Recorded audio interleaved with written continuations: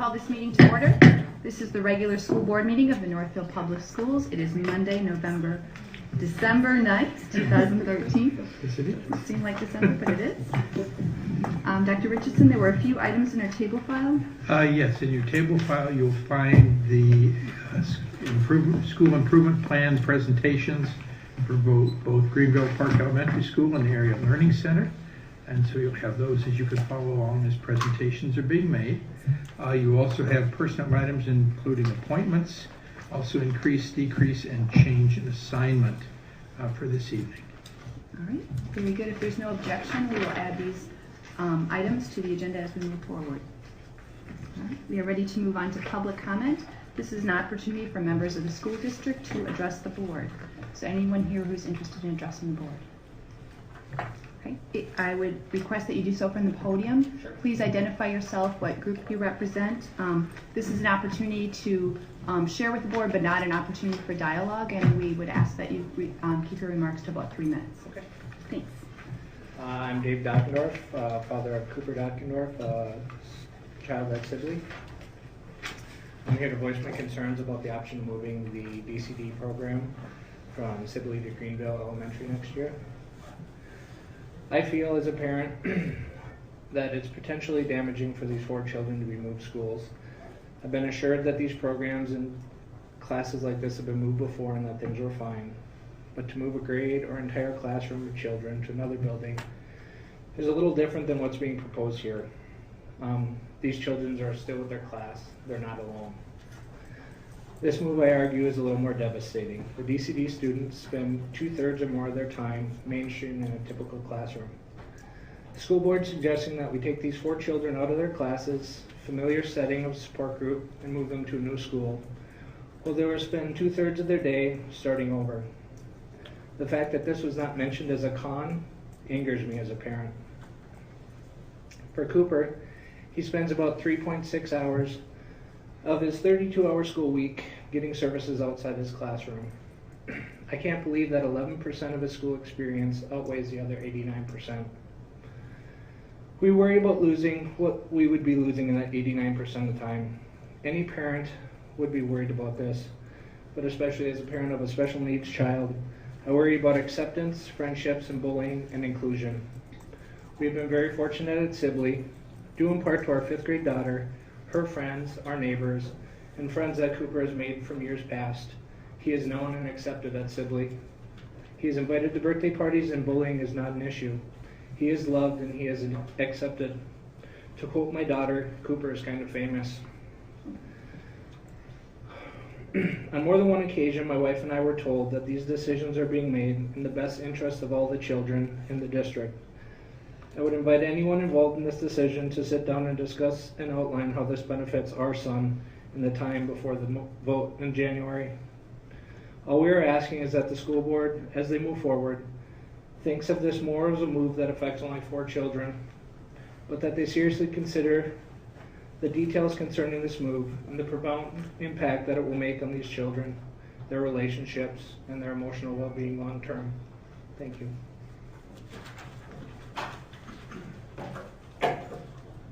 Anyone else who wishes to address the board?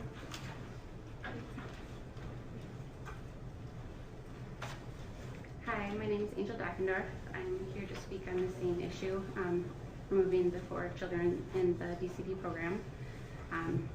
Cooper is my 6-year-old son that is now in Sibley. When my husband and I received the letter with the news, we were mad and worried and shocked and upset. From the day Cooper is born, a huge worry we've had is if he'll be accepted, if he'll have friends, and will kids like him, and at his current school, they do. Kids fight over who gets to sit by him at lunch. He has to wave away groups of kids yelling his name in the hallways. The Cooper fan club mobs him at recess, and his big sister's class argues over who gets to be his big buddy. His OT said walking down the hallway with him is like walking down the hallway with the homecoming king. He's known and accepted by kids in his big sister's 5th grade class all the way down. All our worries have slowly melted away over the past few years. He is included, he's liked, and he belongs. And now our school district is considering breaking all that up. There's been talk about space and resources and numbers and money, and that's just 4 kids, so the impact is small. There's been little to nothing mentioned about inclusion, peers, and the struggles of kids with special needs. Besides that, it's hard, but it's been done before, so it'll be fine. I'm sorry, I can't get behind that. To these poor kids with special needs, the impact would be huge. No one can promise me Cooper will be fine, that a kid who can barely walk and talk is going to be fine in a new school with all new kids and teachers, that he's going to have peers who love and adore him, that the stress of a new school isn't going to set him back months or worse, that the stress of a new school isn't going to affect his Crohn's disease, that separating him from his neighborhood friends and his own siblings isn't going to matter. No one can promise that.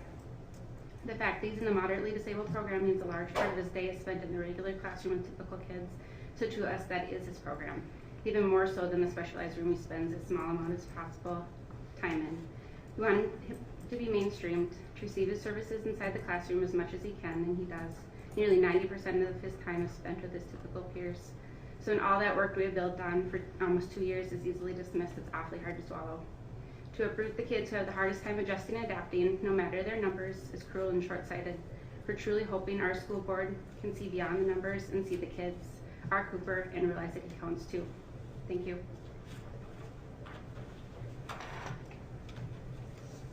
Anyone else who wishes to address the board? My name is Devin Barnes. Just a real quick comment to anecdotally support what they said. My daughter goes to Sibley. I don't know how many times I've come home, picked her up at school. She's told me a story about seeing Cooper in the hallway and about how much fun and joy he gets on his face every time he sees her. Okay, just a quick story about someone walking down the hallway, the familiarity that he has with her and she has with him, the other kids in the class, makes it a very comfortable environment for him to be. Thank you. Anyone else who wishes to address the board?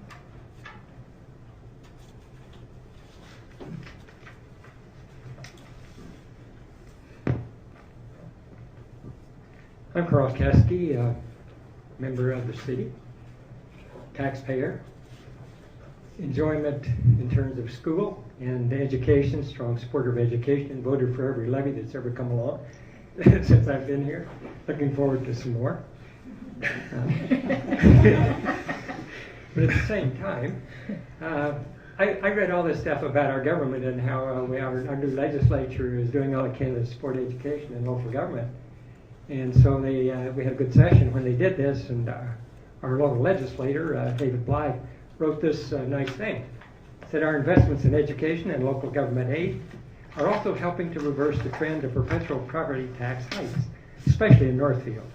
After 2 consecutive years of increases, local elected officials will not raise property tax rates here, and our school district levy will decrease in 2014. I'm just wondering if this is the case. I got my property tax statement. For some reason, they did evaluate my property higher. I have no idea why. They cut it a couple of years ago. Now they're giving it up again. It's sort of a yo-yo. But I guess I'm on the up of the yo, so that may be what explains my tax situation. But actually, I have a 4% increase in my property taxes, and 6.9 of the increase is in the county, 2.6 is in the city, and in the school district is 3.8% increase. All three of them are increases. So I'm just asking whether I misunderstood what the government did, or whether the way in which we're doing our budgeting here is not going to allow me to have a tax decrease, or maybe it's just because my property is so darn valuable. Now, I've done nothing to improve it. I did mow the lawn more regularly this year, and I actually pulled some weeds out of my prairie. But other than that, I haven't done a thing except live in it. I'm going to go to the people that determine this allotment and find out what the heck happened at that point. But I just wanted to say, as a citizen and a strong supporter of the school and education, that I would like to understand more directly why my taxes did go up. Thank you. Is there anyone else who wishes to address the board? We will have, for the truth in taxation, we will have one more opportunity for public comment about taxes as well.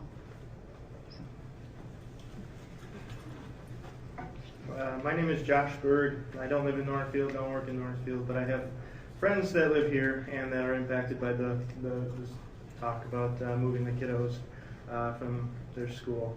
I've worked with individuals with disabilities all my life.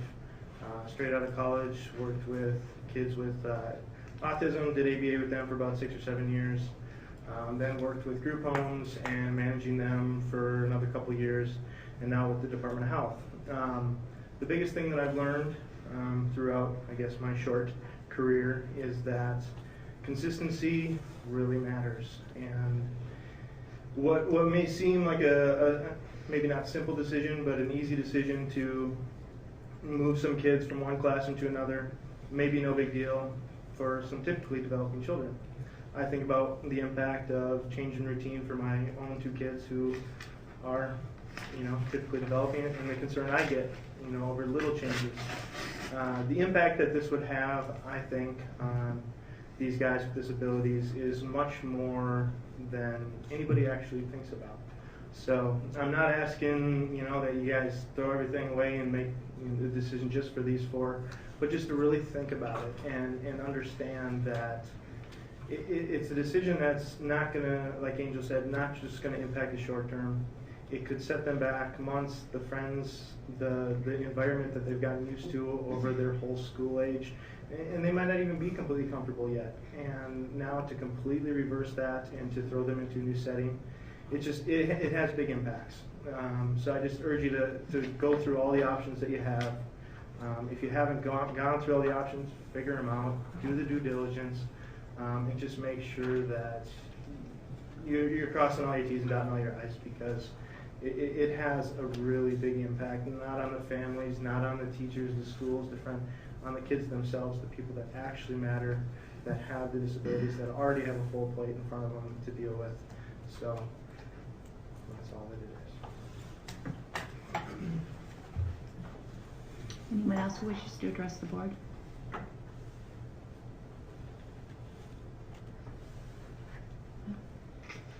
Okay, all right, thank you.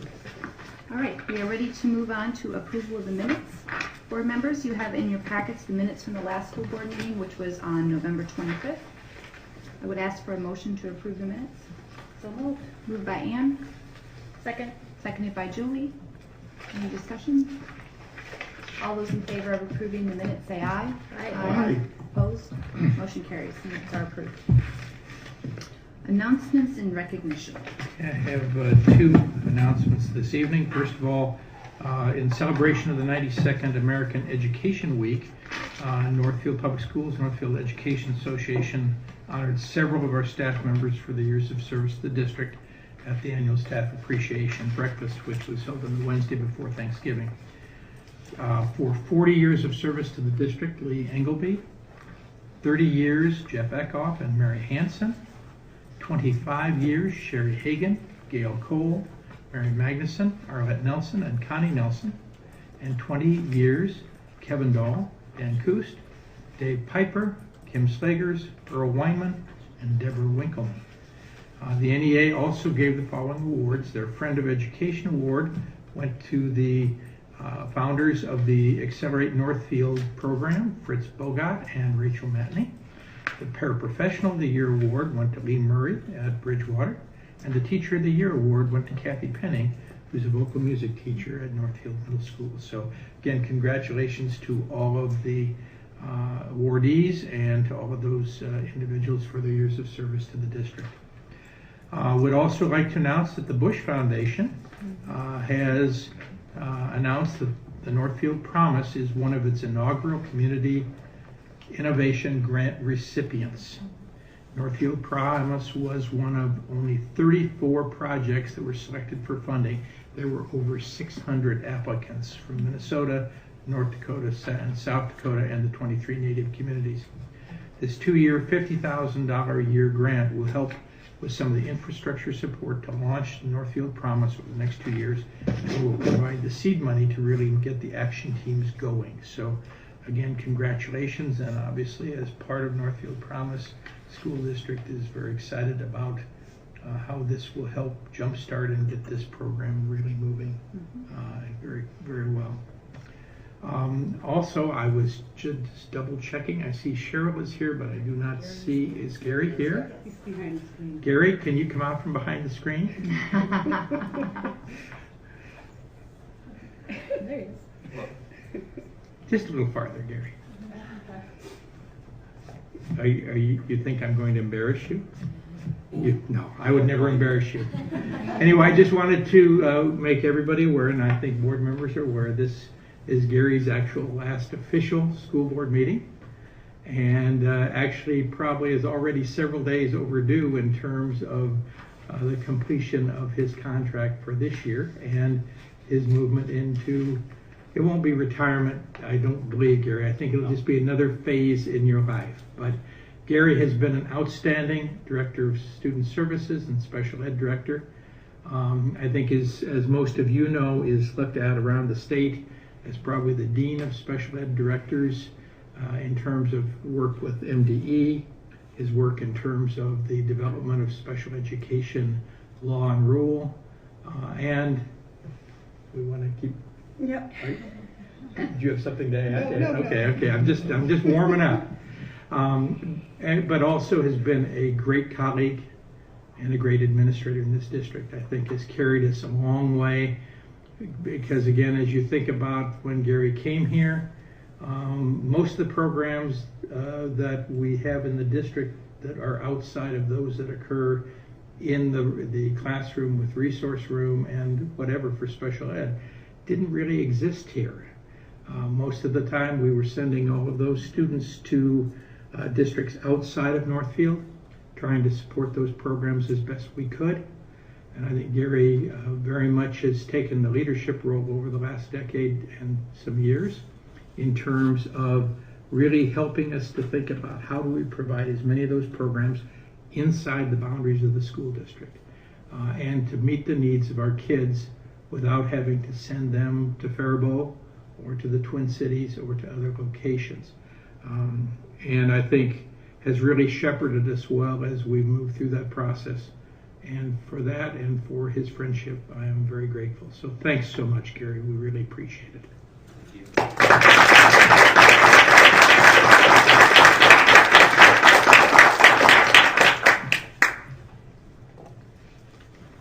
Other announcements or recognition? Julie? Well, I have a couple. Today, Roger Jenny had 41 students at Wells Fargo Bank playing wonderful Christmas music. There were students from Bridgewater, Greenville, Prairie Creek, and St. Dominic's. Huge effort. Herding 41 children in, herding them out. They sounded fabulous. And our thanks to Wells Fargo for treating all those kids to lunch, which was really amazing. Yes, it was wonderful, wonderful. And then my second thing I wanted to just acknowledge the number of businesses in the Northfield community that help us to sponsor our directory, our student directory, for parents who go through and see that there's a number of our businesses that support this, and just to thank them for their support, because it is very much appreciated, and it's a really excellent way for our families to stay connected, and without this, I think it's much more difficult. So we appreciate, this happens to be the middle school one, but they also produce a high school one as well, so we appreciate that very much. All right. Other announcements or recognition? All right, great. We are ready to move on to our first item, which is the Truth in Taxation presentation for the payable 2014 property tax.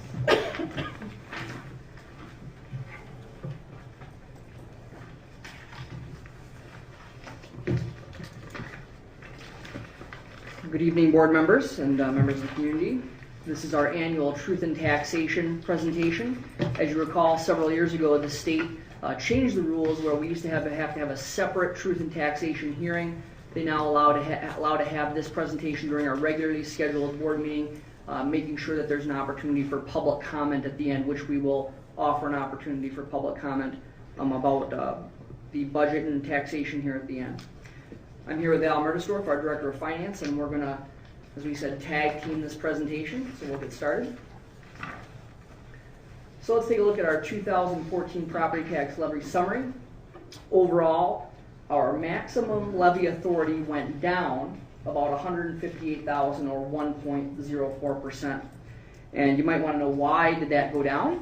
And really, if you think about it, it's an upset the apple cart year because of many of the changes that the state legislature made in their last session. Things such as location equity revenue, things like the funding of all-day, everyday kindergarten either directly or indirectly affect our ability, or what MDE has said that is our maximum levying authority.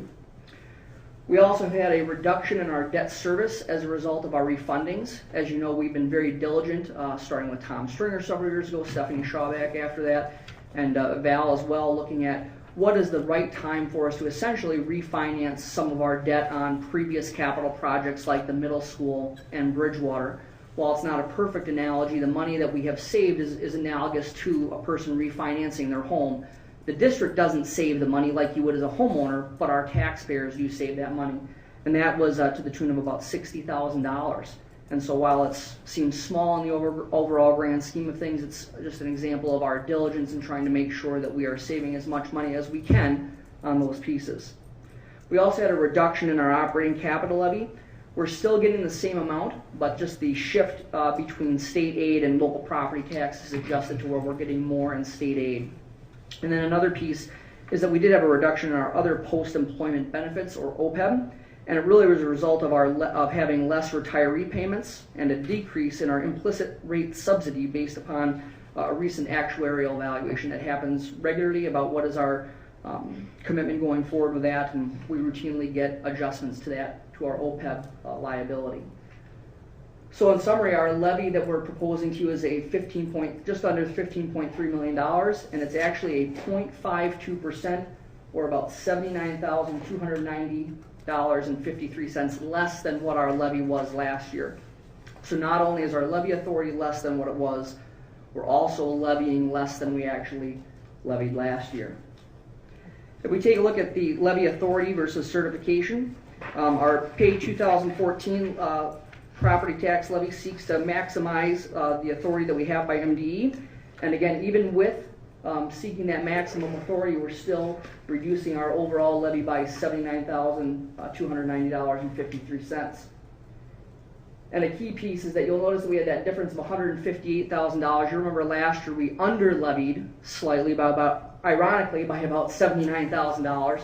And the reason was that the way that the state was calculating what we could levy for our capital projects levy was actually slightly higher than what we had told the voters. So we felt it was important to be true to our word, and we only levied the $750,000, even though the state last year would have let us levy slightly higher. They fixed that this year, and the levy is true to what we had told the voters.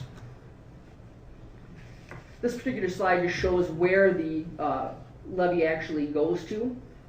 And you're going to see that over the last year, this is where you're really going to see the location equity revenue kick in. Our general fund referendum, that's the voter-approved levy, takes about 34.8% of our overall levy. You'll remember in previous years, this was actually slightly higher.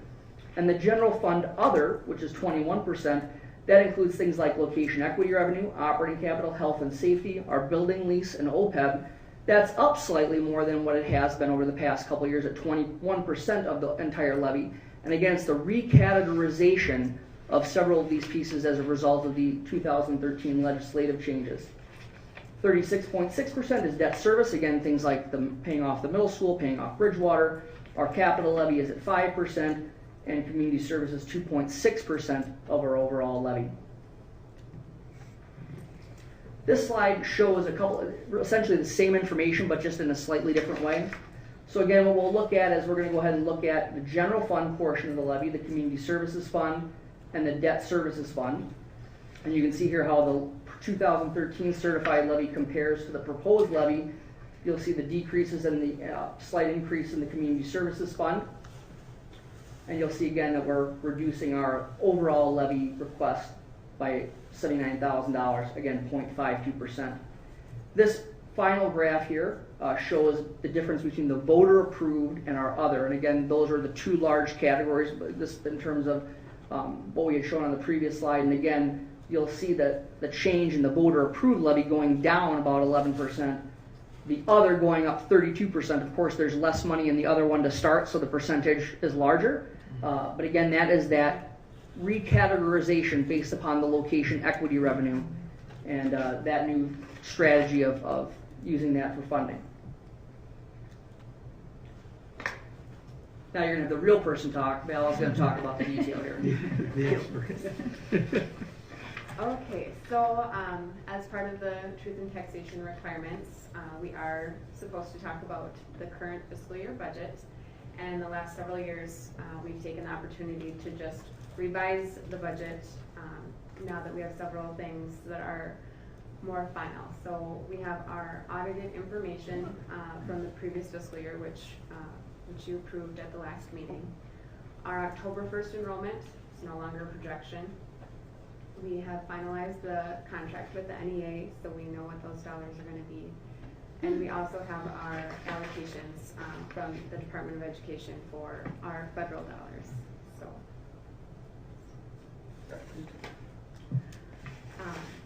So our October 1st pupil count, it was slightly down from last year, coincidentally identical to our 11-12, just with a little different shift in the grade levels. So pretty stable overall, which is really useful when we're trying to plan a budget. So it's been pretty consistent, just a slight decline. And just a reminder, seat count and what you see in the enrollment report every month is not equivalent to average daily membership, which is what all of our formula revenue is calculated on. So this is just kind of a side-by-side. We've been coming in, that 1.8 to 2% less in our end of year ADM versus our October 1 seat count. So just a comparison. Another thing to take into consideration is we have several students from St. Dominic's that go to the middle school for a half day. They actually calculate shared time revenue and not formula revenue. So just know that it's not apples to apples from what you guys see. So for the actual budget amendment, the adopted revenues were $41,658,619 in June. I am proposing that we reduce that approximately $53,000, and this was primarily due to a much larger sequestration of our Title I funding than we had anticipated. We had said 5% across the board, which rang true for most of the programs. We did see a 13% reduction in Title I. So that is what that reduction is from.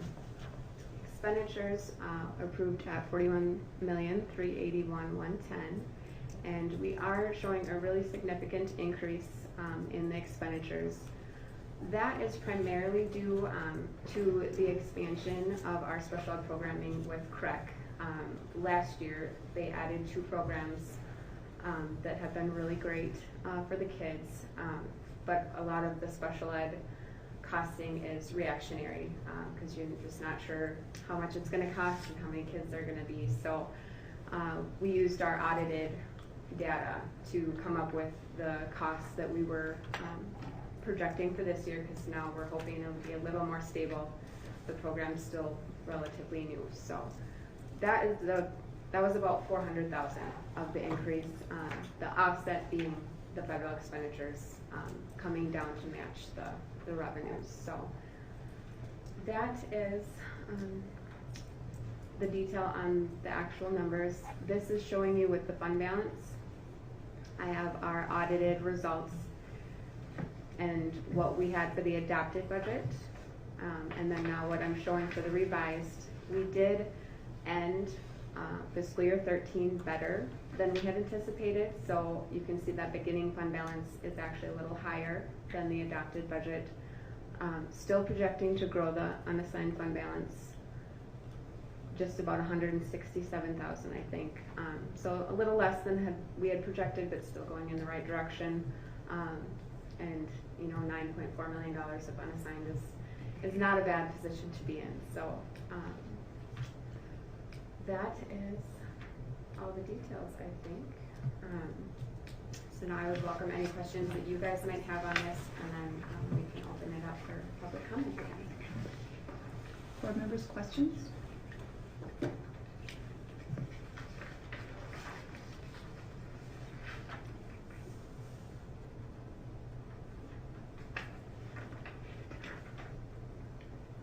So the majority of the decrease is really due to the change in the bond refinancing. I mean, we saved $60,000 a year for the next several years from just doing that bond refinancing, and it's a large part of why Carl's seeing his taxes go down. That's One really part. a Yep. majority of Yep, the it's- change in It's what a lot the- of moving pieces, but yeah, there was 60,000 out of 79, so, Thank you. yeah.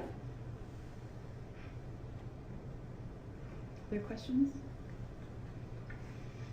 I was making it easy on me for the first time. I like it.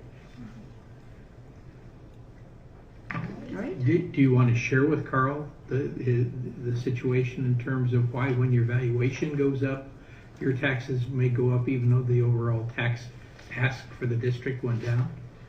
Yes, I would, depending on what your property value is, if you calculate that percentage increase, I would say that would correspond then with the percentage increases you saw across the board.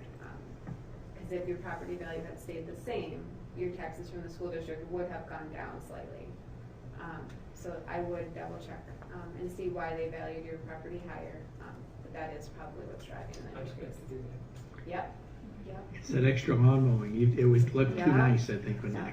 you're. The other thing, I think, just to kind of frame that, typically when you're looking at what's the impact in terms of what might happen to individual taxpayers, it really is tied to what happened to your valuation in comparison to each of the other taxpayers' valuation across the district. So if your valuation went up about average with what everybody else's did, your taxes should have stayed about the same. If your valuation had continued to be less, you probably would have seen a more significant decrease. My sense, Carl, is if yours went up, it's because the amount of valuation increase for your home actually was greater than the average valuation increase across the district. So it's really a mathematical formula where the county spreads the taxes out based on here's what the district is asking for in terms of levy, here's the total valuation for the district, and it's really a division which creates the amount of taxes that you pay. So yeah, you probably want to check with the county to say, talk to me about what happened to my valuation in comparison to the valuation of other property around me, because that's probably what drove it going up. I think we always want to say at the end, we are very thankful for the taxpayers of our community who have been so generous to the school district over the years. We have excellent programming district-wide, and we couldn't do that programming without having the support of our community. So I know that we are envied by many other places in terms of the generous support that the community has shown to the school district. So this is that time of the year we try to say thank you as often as we can, but this is a good time to say thank you. Thank you, Carl. And thanks to the other folks who help us make sure that we serve kids every day. Thanks. So now we want to allow if there's any additional public comment for the truth and taxation hearing on the taxation, or anything that was presented in the truth and taxation.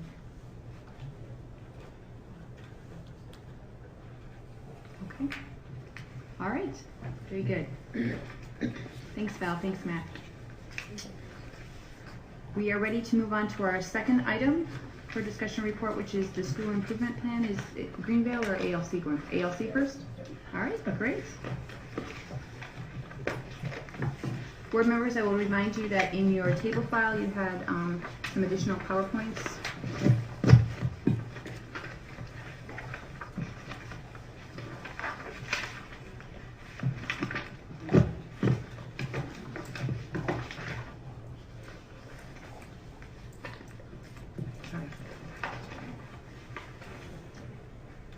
I am Daryl Keller, the ALC director, the new ALC director.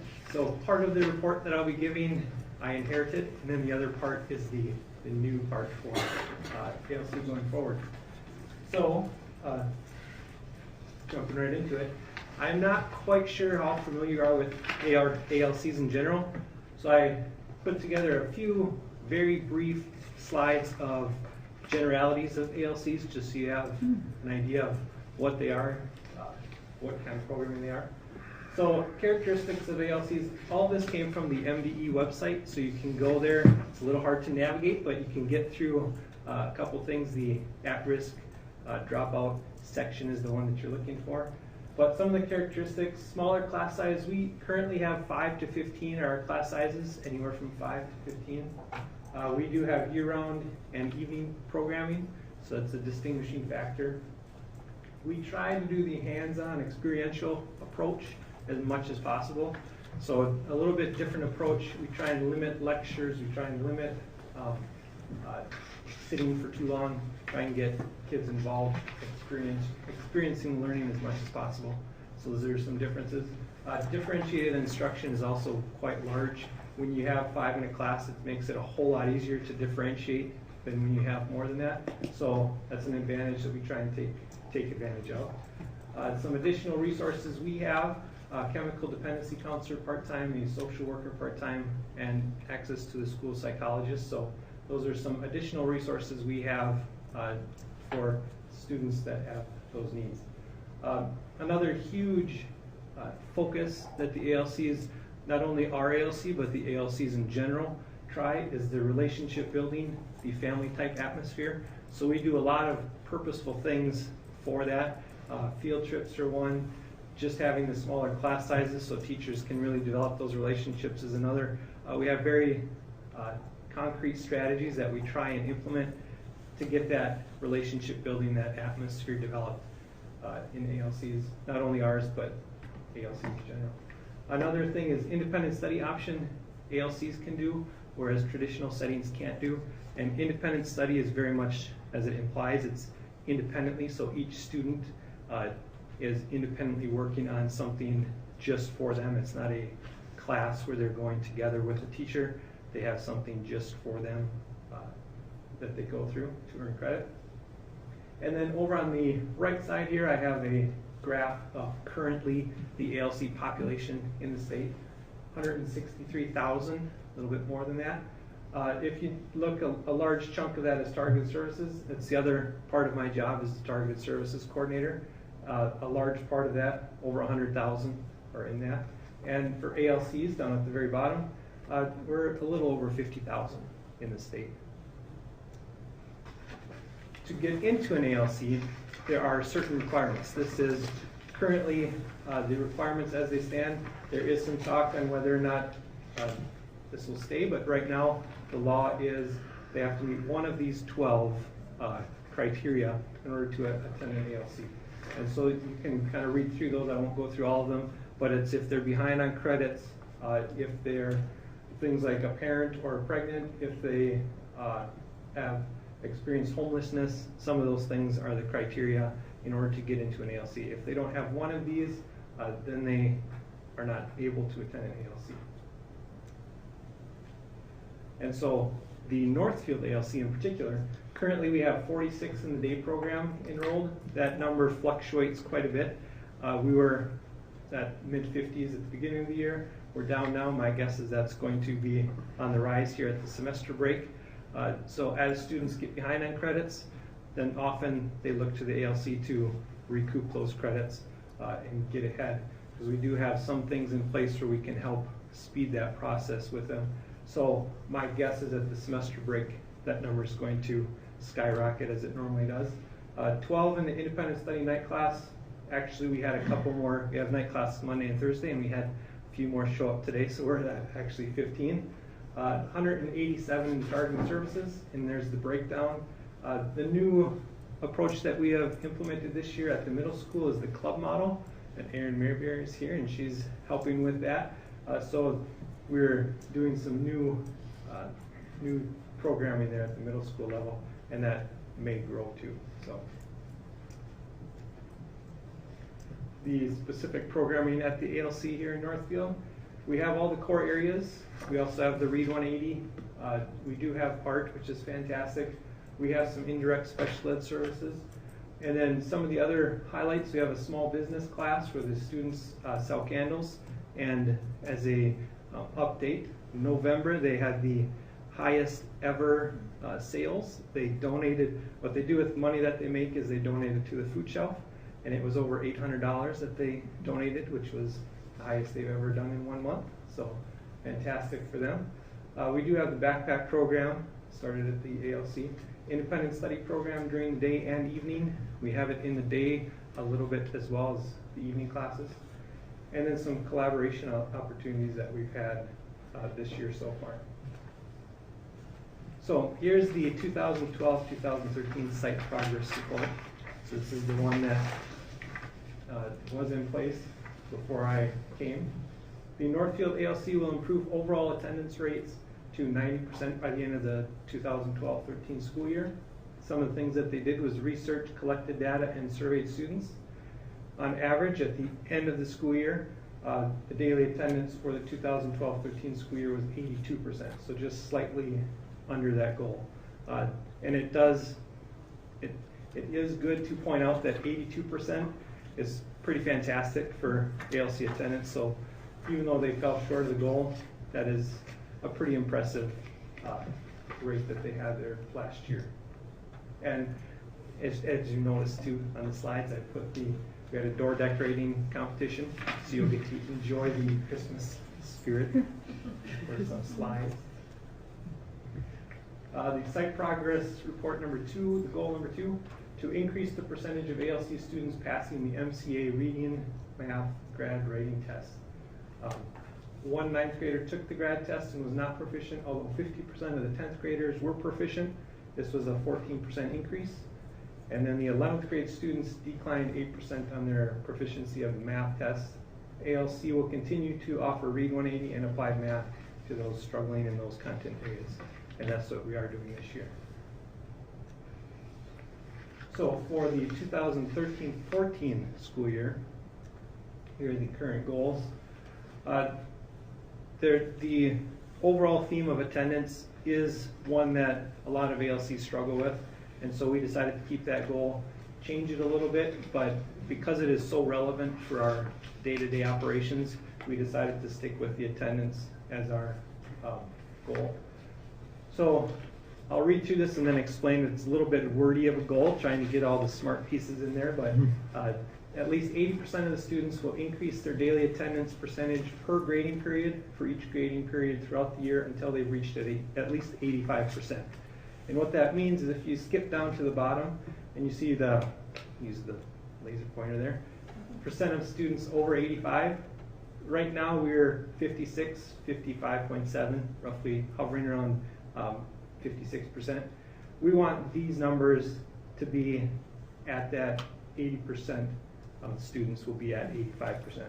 So right now we have a little more than half of the students at that 85% already. We want to increase that to 80%. So that's our goal. Currently right now, comparing last year, grading period 1, we had 84%, grading period 2, we had 80%.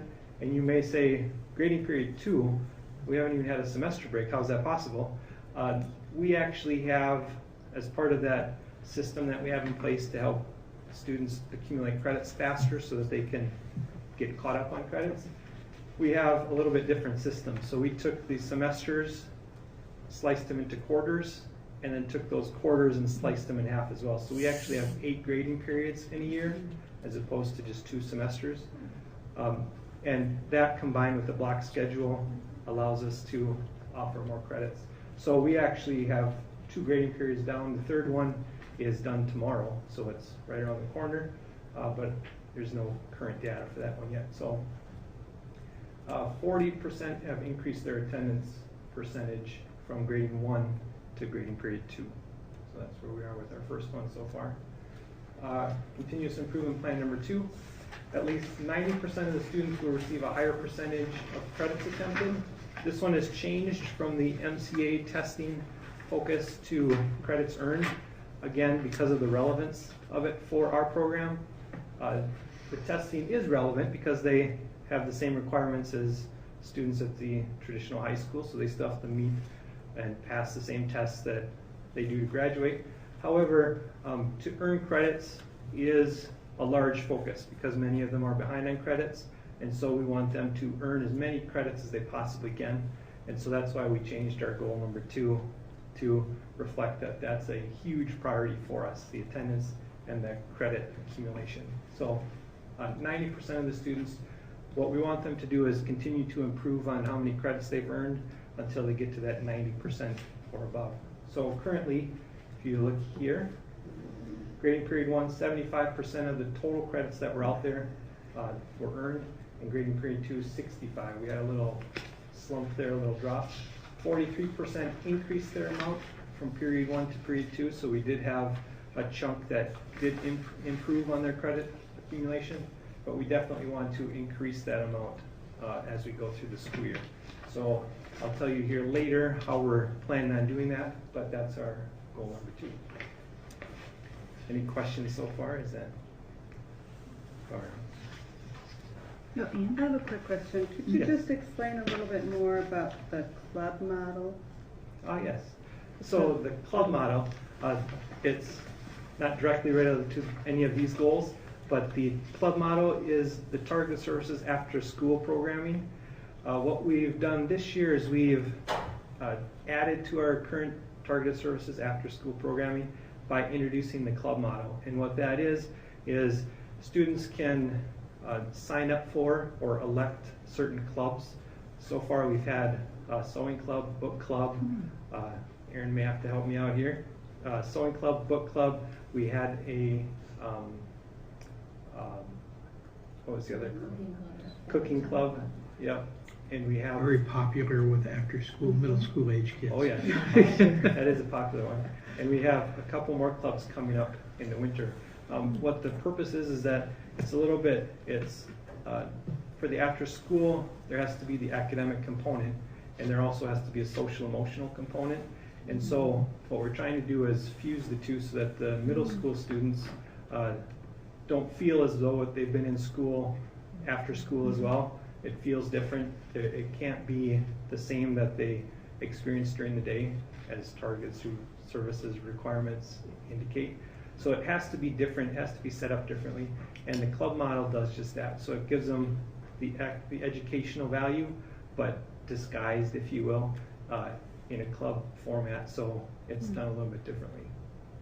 Thank you. Yep. Good. So the building staff development plan of 13-14, this is going to be how we are going to achieve those 2 goals.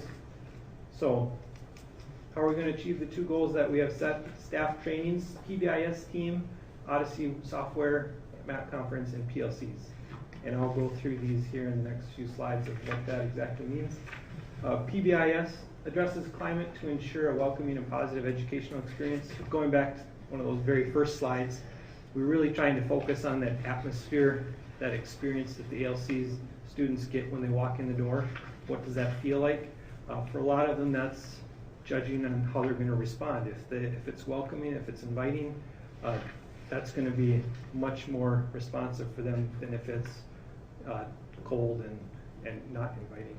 So we're purposely trying to get that positive educational experience for them by using the PBIS. PBIS model is used to help build a positive atmosphere, and it is research driven. From the ALC that I came from in Waseca, we introduced the PBIS model as well, and it was a fantastic experience. And so we're all pretty excited at the ALC here to get that underway as well. Another approach that we're going to use is the Odyssey program. This is right now currently in the works. It's a flexibility for those that are unable to attend regularly due to outside circumstances. So if they have jobs, if they are a parent or they can't make it on a regular routine, this is providing that flexibility where they can earn credits by not necessarily being in the chair every single day. And this is, as I said, an online program that we are in the process of implementing. The training is next week for this for a few of the staff members. And so we're just on the cusp of starting this. And this also allows for differentiated instruction. So a couple of our teachers are pretty excited to implement that, just so they have another tool in their toolbox that they can use in the classroom. The MAP conference gives teachers additional instructional strategies, differentiation techniques, and exposure to alternative education concepts. The MAP stands for the Minnesota Association of Alternative Programming, and just about every alternative program charter school in the state attends the MAP conference. It's very well attended because it is very well done, and it's a great place to get ideas from other alternative educators, anything from administrative techniques to things that you can do in the classroom to class ideas of, we started this class, it worked phenomenal, why don't you start the class? Last year, I do believe the Northfield ALC presented the candle selling business at the MAP conference, and so it's a great way to network, great way to share ideas. And so that it happens in February every year. PLCs, it is in Duluth, so hopefully they won't get another snowstorm. PLCs, another way that we're going to approach the goals, allows collaboration for the staff. We can really dig into the data and see what it is that we need to do to meet the needs of the students.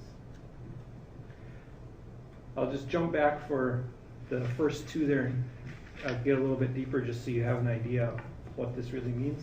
The PBIS, we started this in August with our team, and because of our small staff, it's a huge advantage because our entire PBIS team is our full-time staff there.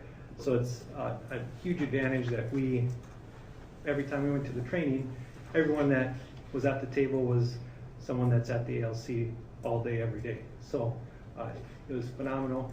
We actually came up with the chart idea at the first conference, and in order to give students ownership, we came up with the outline and they filled in the grid there. So the students came up with their own expectations of each other of what do we want this place to look like and feel like, and so they have filled it in. Our overall theme is respect. So respect yourself, respect others, respect property, and respect learning. And then on the left-hand side there, that is the different locations of the school. So what does it look like in each location to do those things? And the students filled that out in the first couple weeks of school. Then the other part of PBIS is Swiss, which is a data gathering tool. And I recently went to the training, so we've jumped into that and started using that right away. This helps target the referrals, the behaviors, when they are, what they are, and also how we can address those. So take a look at the top grid here is the problem behaviors, and then the bottom grid is the days of the week that it happens.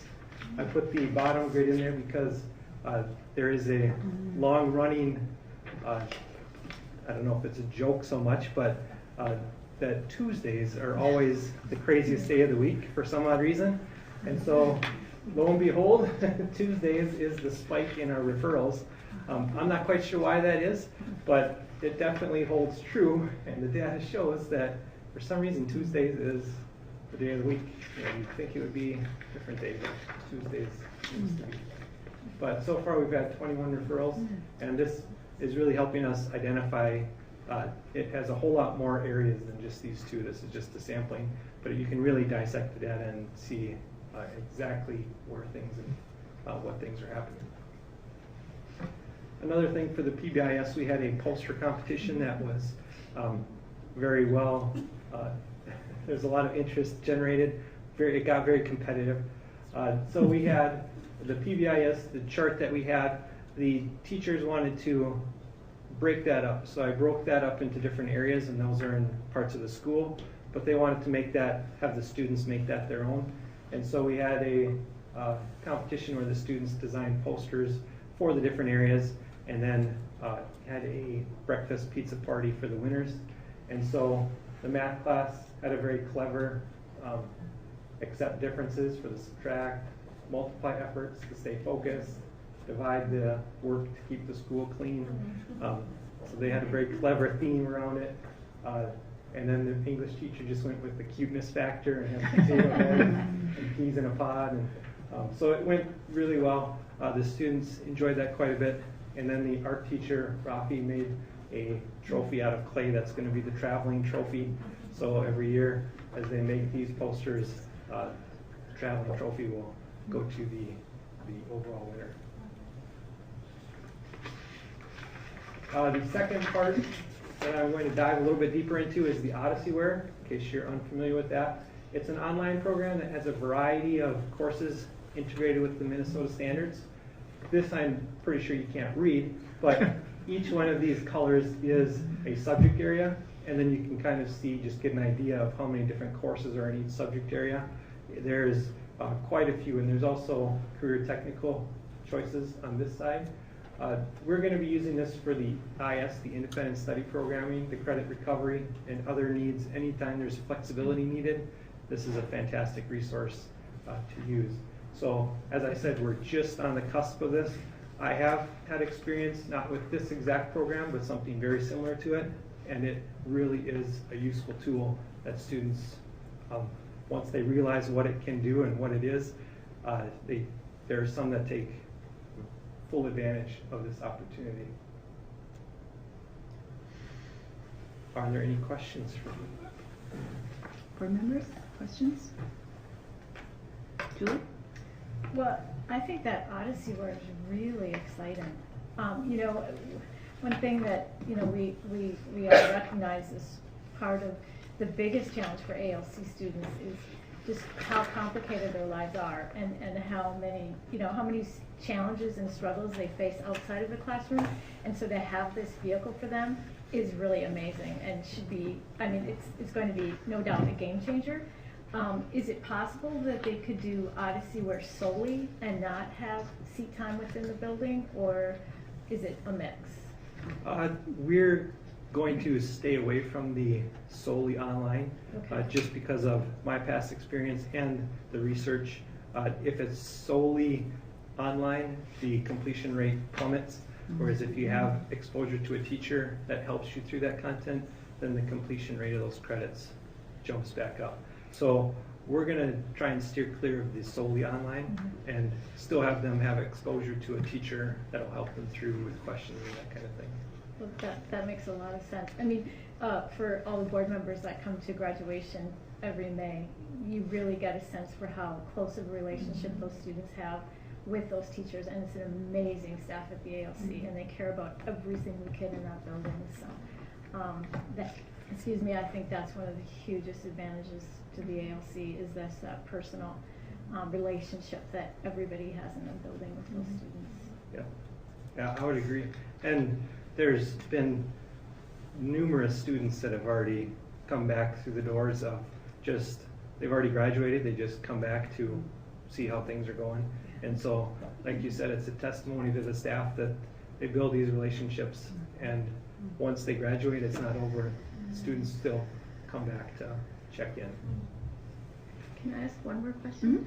I think it was really interesting when you did the PBIS charting. Was there anything surprising about how the students approached that? Were there some things that surprised you? No, the staff had a couple that they put on there as examples, and so just so the students knew. I guess the biggest surprise is that for PBIS, it's positive strategies, and so it all has to be positive. You can't say, don't do this, don't do that.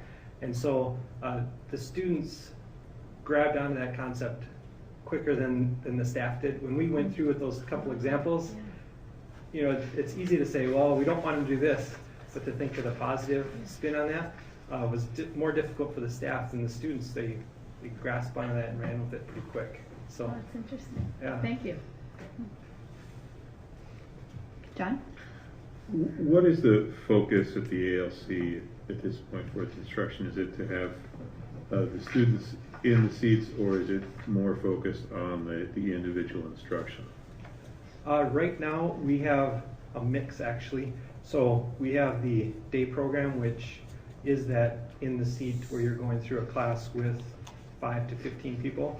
And so there's that part. But then we've incorporated the independent study where it's more individualized, so that there's one block, one class section, first block of the day, where there's an independent study opportunity for those students that independent study is not a fit for everyone.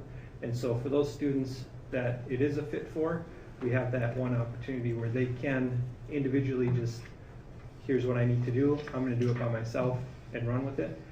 So we have that opportunity during the day just that one section right now for those students. So it is a mix.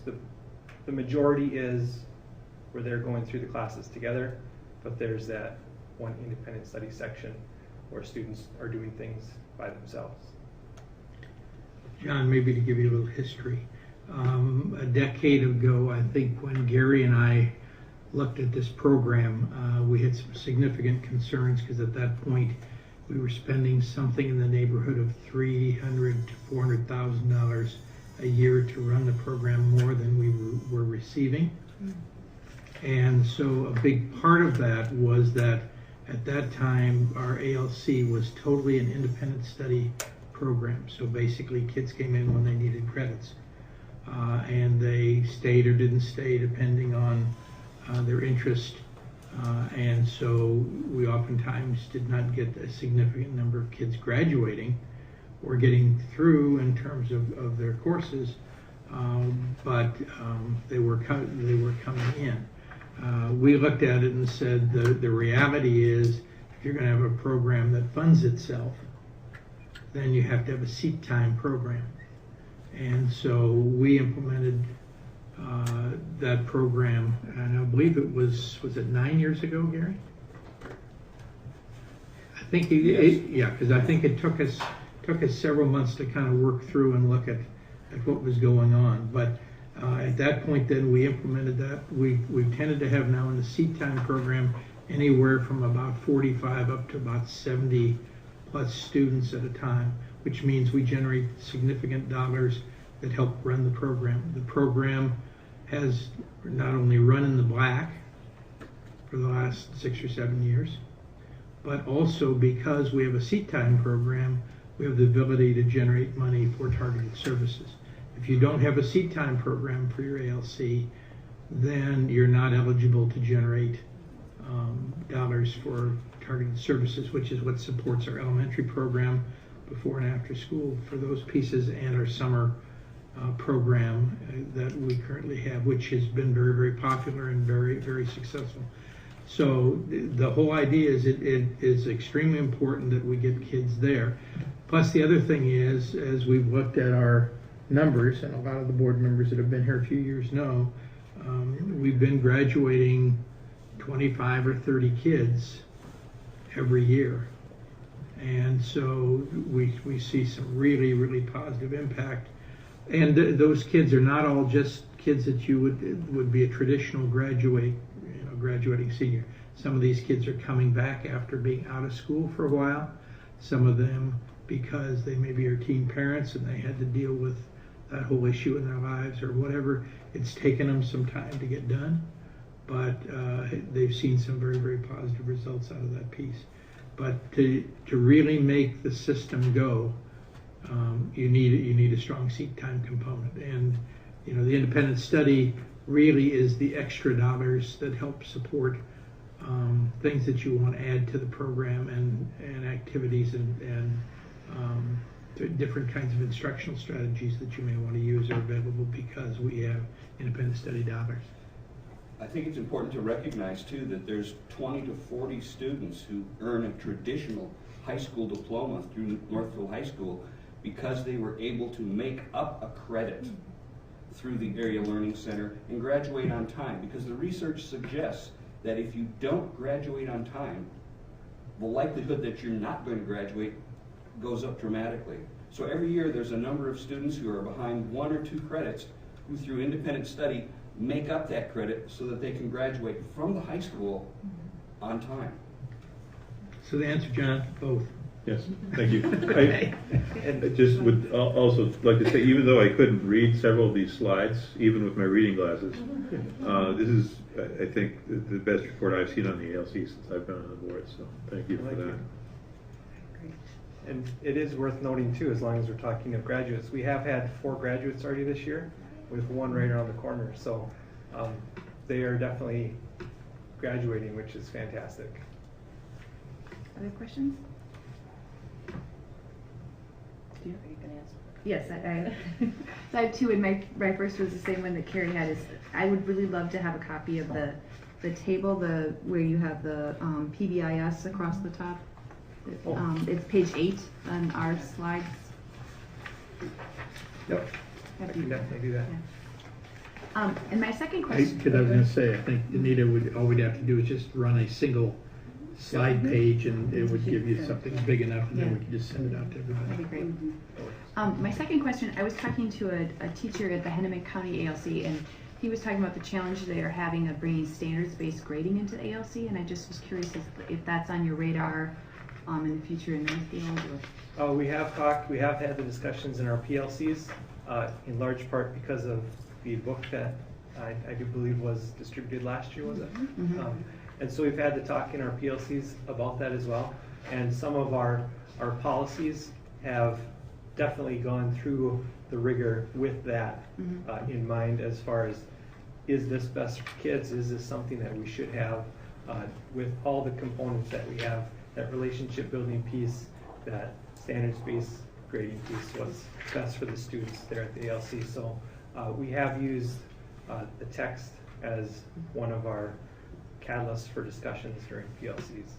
Okay, great, thanks. And I would echo what John said. It was really nice to have that context up front about the ALC. It's really helpful as board members to kind of hear the reminder of what we're talking about as we get into the report. So thank you. Yep. Thanks so much. Thanks. All right, our next school improvement plan is Greenville Park Elementary.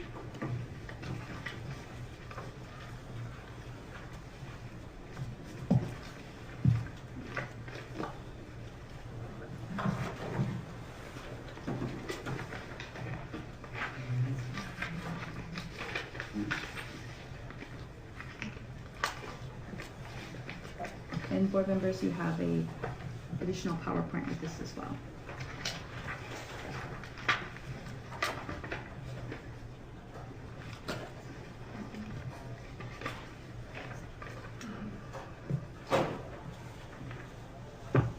Okay, thank you.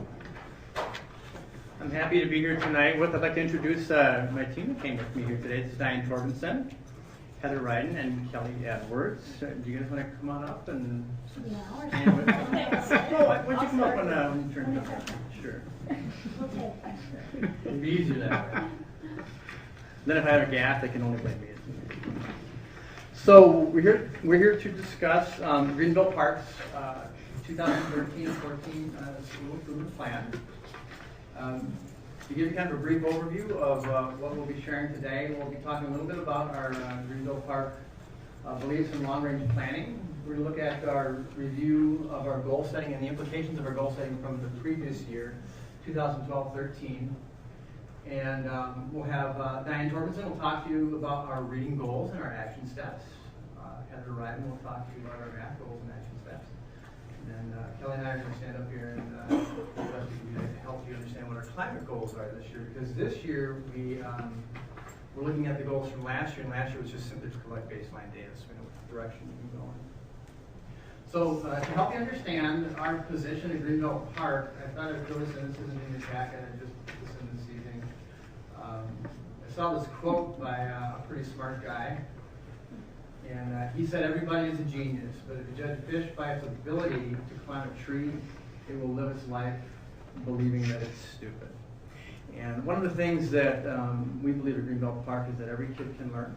Every child has the capacity to learn. And what's more, children each are endowed with sometimes a spark, sometimes it's something that they just are jazzed about and getting up in the morning and doing, but everybody has a propensity to be proficient at something, and I think that's what the heart behind this quote is. And so we look for that at Greenville Park. And so what we did was we created a belief statement, and I sent it out to the board and superintendent last spring while our site council was meeting last spring to talk about this, because we were looking at the data as a leadership body, and we decided that we needed to have a plan of action, like a 3 to 5 year plan of action. We've been going about the business of having our 1 year at a time school improvement plan. But we had some ideas in terms of where do we want to be in 3 to 5 years. And so we thought that we'd start with 30,000 foot look and talk about our beliefs. And so we wrote 3-4 pages of what we believe. We categorized them, we sorted them, and we came up with this belief statement in terms of kind of a holistic view of how we believe children learn easiest and best. And so our belief statement was that in order for the whole child to learn, a child's basic needs of security, love, and sense of belonging must be met. Then positive adult-child relationships can develop and enrich a child's emotional social intelligence. And when this occurs, engaged academic learning can take place using appropriate resources and differentiated instruction. And if we just want to take this apart, this is our first piece right here. Our second piece is right here. And then our third piece is right here. And if you'll notice, this is where the academic piece comes in. We believe that for any children, if you have a family, if you've got children in your family, we all know that Maslow's basic hierarchy of needs need to be met. If a child's going to be able to accelerate their learning and have their needs met. So we began there, and then we went on to talking about how our positive adult relationships develop that, and then we can take advantage of these two pieces right here and really create an academic learning environment. And so to determine whether or not we were doing that, what we did was we took a look at our parent survey to give us an idea of what do parents think about how we're accomplishing our belief statement already. And I pulled out a couple highlights and a couple strong facts, I think, that'll help us understand that. This is the first part of our belief statement here, and one of the pieces on the parent survey was, my child is safe at this school.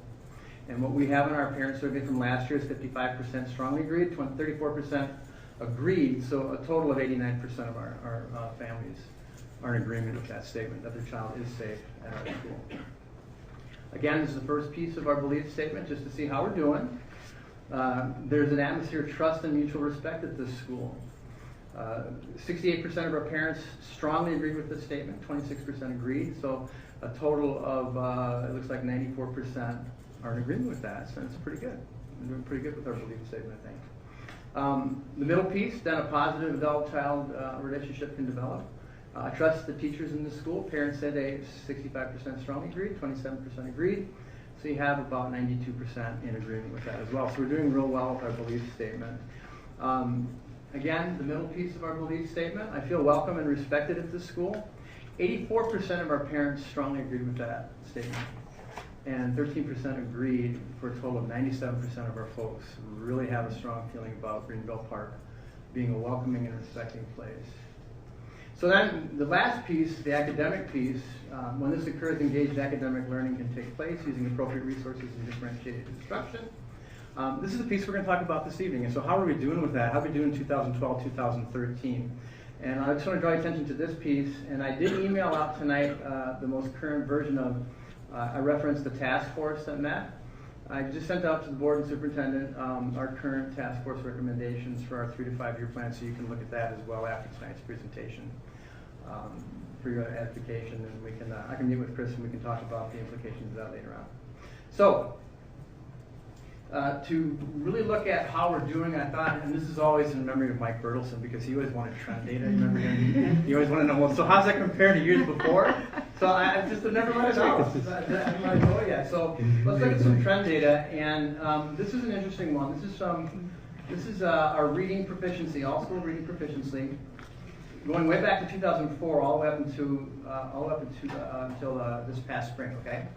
So what you're going to notice here is that this is a trend line. We have a trend line moving downward in terms of our reading proficiency from 2004. Some very high, at a peak at like 88% proficiency in 2006 at Greenville Park. And down here we've got our subgroups. Okay, so we've got our student population who's free and reduced here.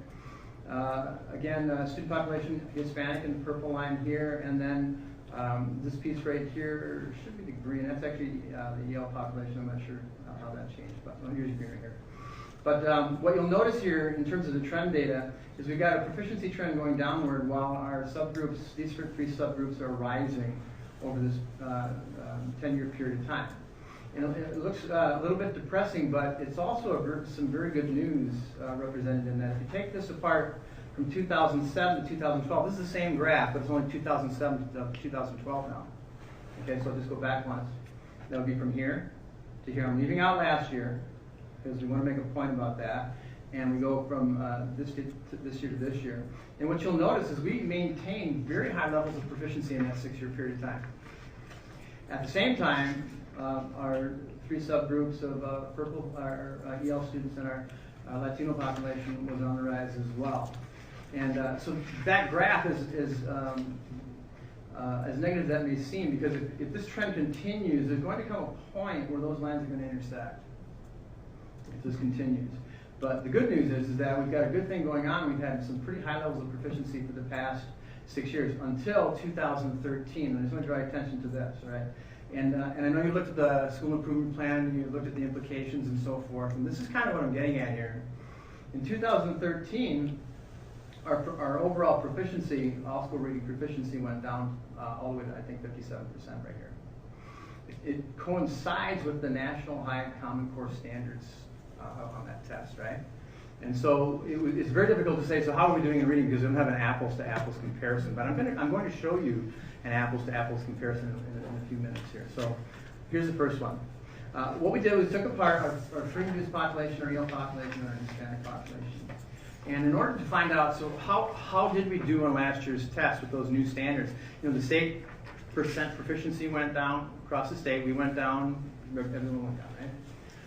It occurred to me that one of the things we might want to look at is an apples-to-apples comparison in terms of how our school did in 2012 in reading, in grades 3, 4, 5, and then compare that against the state.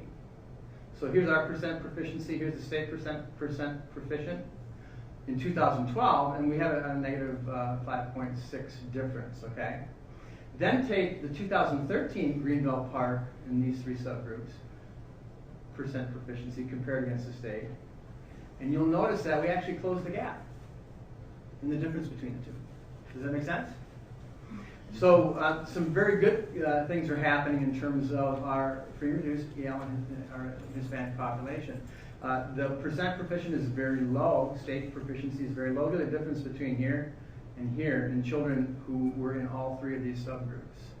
So there's a trend downward there too. But at Greenbelt Park, the difference in the gap in 2012 and the difference in the gap in 2013 was actually reduced by 3.1 percentage points on a harder test. So that's good news. We did the same thing for free and reduced and EL students only, and follow those two subgroups, and you'll notice that we narrowed the gap even with those children in those two subgroups, right? If you look at our free and reduced, majority are white, non of Hispanic origin, you'll notice though that the gap widened. So the eye-opener here was that there's a group that we really need to start paying attention to at Greenbelt Park, and that would be our free and reduced students who are white, not of Hispanic origin. And I want to say something about these charts you're seeing here too. This really is an apples-to-apples comparison, because when we get our test scores from the state, they give us our 3rd, 4th, and 5th grade test scores at Greenbelt Park. And when we compare that against the state, it's not 3, 4, 5. It's everyone who took the reading test. So it's 6, 7, 8. Graders are included in the state average. Not on this chart. I pulled out every single student from the state in this category in each of these grade levels, and I only compared Greenbelt Park from 3rd, 4th, and 5th against state 3rd, 4th, and 5th. So this is truly an apples-to-apples comparison, okay? So it's pretty accurate. So that's reading. In math, and I'm going to kind of speak, because you kind of get the flavor of these, and there's 3 more, right? In math, in our free reduced EL and Hispanic subgroup, children who are in each of those subgroups, we had a difference in 11.6 percentage points. Again, free reduced EL, we had a difference of 10 and 8/10 percentage points. And then our free white, not Hispanic origin is our biggest group. And so these last 3 or 6 slides are really going to explain why we chose the goals we chose this year. Okay? So we're going to review reading, math, and climate goal setting. And this was our goal from one of our reading goals from last year. We had 5 of them. All right. And what I'll do is I won't read through these because I know you've got these. Let's just get right to the results. We actually saw a 19% decrease in proficiency in grades 3 through 5 on the MCA3. We saw an increase of 7% in the students who met the median, though, in the math in grades 1 through 3, which is good news. The next piece is the achievement gap actually increased 7 and 3/700 percentage points between our white, not Hispanic subgroup and our purple subgroup. Our goal was to actually narrow that gap. And we based all of these goals off the MMR. The MMR measured all these things, right? We saw a 13 and 9,700% increase in the number of students who were not proficient between spring 2012 and 13 and 5th graders. So we looked at a cohort. We actually saw an increase in the number of students who were not proficient as opposed to proficient. So we didn't accomplish that goal, but we did see 72% of all students in grades 3 through 5 meet their benchmark in oral reading fluency, and at the time we wrote that, at the beginning of the year, it was 54%, so we saw a rise in that data. All right, so in math, similar kind of scenario. We wanted to increase the proficiency from 70% to 75%, and actually what we saw was a 10.1 decrease in proficiency in math, and that was both those reading goals and math goals, both of these, the reading and the math goals, went down in parallel fashion with the state. All right, so to help you understand why we're going to set our goals that we're going to set, I thought that I might tell you that there are 3 ways that you can make adequate yearly progress. And down here, I want you to notice that the one area that we did not make AYP in last year was math, and it was in the free and reduced student population. All right. So what we did was we chose to do a 10% reduction in our students who are non-proficient for our goals this year. One other way you can make adequate yearly progress is you take this index rate, follow it down here, okay, and that index rate is at or above the blended index rate, and you'll notice that it wasn't. That's one way. So if we'd had, instead of 42 and 2200s, if we had over, say, 58, we would have made AYP just by beating the blended target. Another way is having a 2-year average beat the blended target. So if this was, if our score actually on a 2-year average beat this, you'd make AYP, or 3-year average. The third way is to have a 10% reduction. So we chose to go with a 10% reduction because one of the things that's starting to make sense to us is that we've been looking at kids on an annual basis. So we're looking at when they come in at the beginning of the year and the end of the year. And did they make grade level proficiency? In other words, if they were below, or emerging, or at risk, did they make proficiency gains to be at grade level by the end of the year? For some kids, that's too short a window. 1 year is too short of a window. So if we've got some kids in 2nd grade, what we're starting to look at is our at-risk student population, not over a 2nd to 3rd grade period of time, but a 2nd to 5th grade period of time. And then really keep track of that over a number of years as well. So we're trying to get that 10% reduction up in each of our grade levels in grades 3, 4, 5. And actually, after I met with grade 3, 4, 5, and we set these 10% reduction goals, the primary teachers came to us and said, well, what do you think we ought to do? And now they're doing 10% reduction goals also, using the MAP as a measuring stick, okay? So we're pretty serious about then taking this in a 10% basis and keeping track of kids over a longer period of time to get them to the place where they leave at the elementary school, go to the middle school, and they are proficient, all right? So that 10% reduction is one of the best ways we think to get there. And so that's why we set the goal in the direction for Greenville Park. So to help you have an idea here of how we're going to get there, we've got our reading goals and action steps, and Diane Torbenson will take you through that. And I'm going to, before I forget,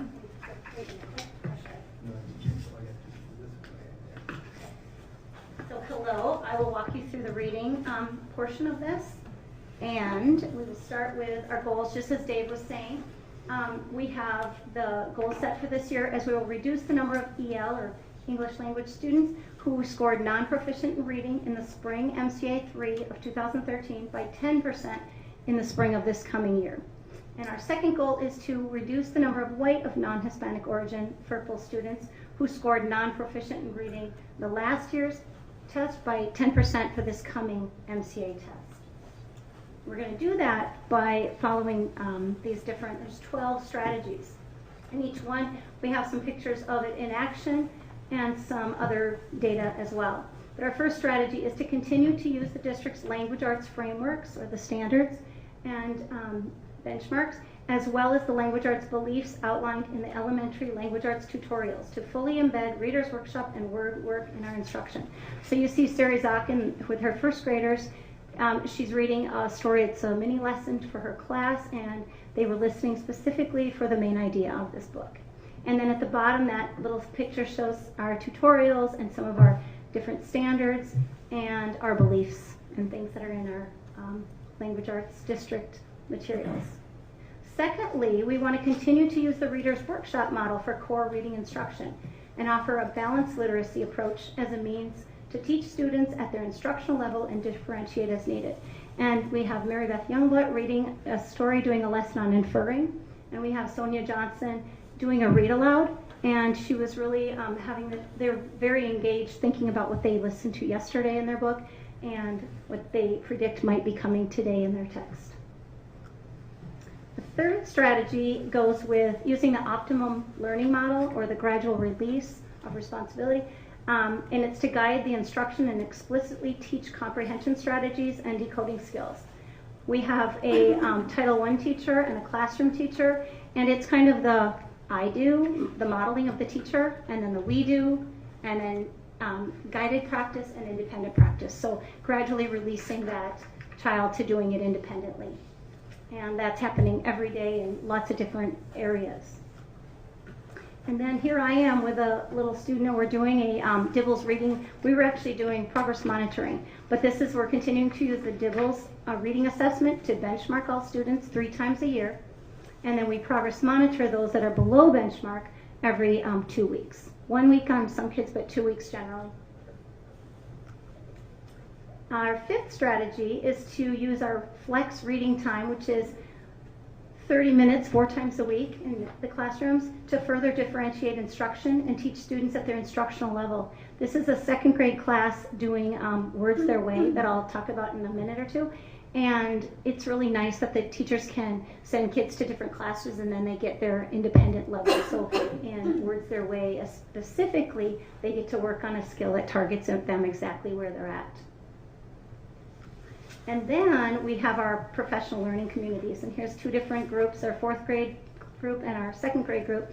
And they are going to enhance core instruction and student learning by addressing the 5 critical questions of PLCs. And they take that time seriously, and lots of good things have been coming from this.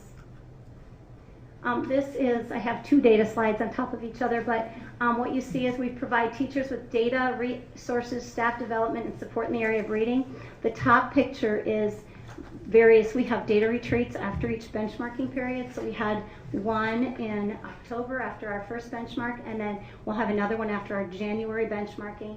And sometimes at the end of the year, it depends on if we can get it all in and have an end of the year meeting. But we some slides that go with data specific to classrooms, where the children are at and what we need to work on. The slide underneath that you can't really see is one of our interventions.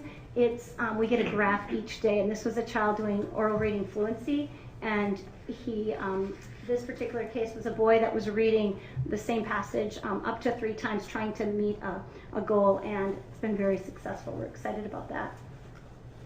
Our 8th strategy here is to implement interventions for selected students who are below benchmark. And this comes in lots of different forms, and we're so fortunate to have what we have. The top slide is a volunteer with our RTI volunteers, and through Accelerate Northfield and through our volunteer efforts in our school. And she's doing a intervention with a little girl on oral reading fluency. The one below that in the corner is with Minnesota Reading Corps, and they're doing an intervention on phonics and called Great Leaps through Minnesota Reading Corps. And then the one in the corner is Nicole Papke with a student. She's doing LLI this year that I'll talk about in a slide coming up. And she's got a group of 3 students here, but she's specifically working with one little girl in this situation. And there's lots of different interventions going on, small group. We could have whole class intervention, small group, and individual. And we've seen that really targeting what we need to in our classrooms.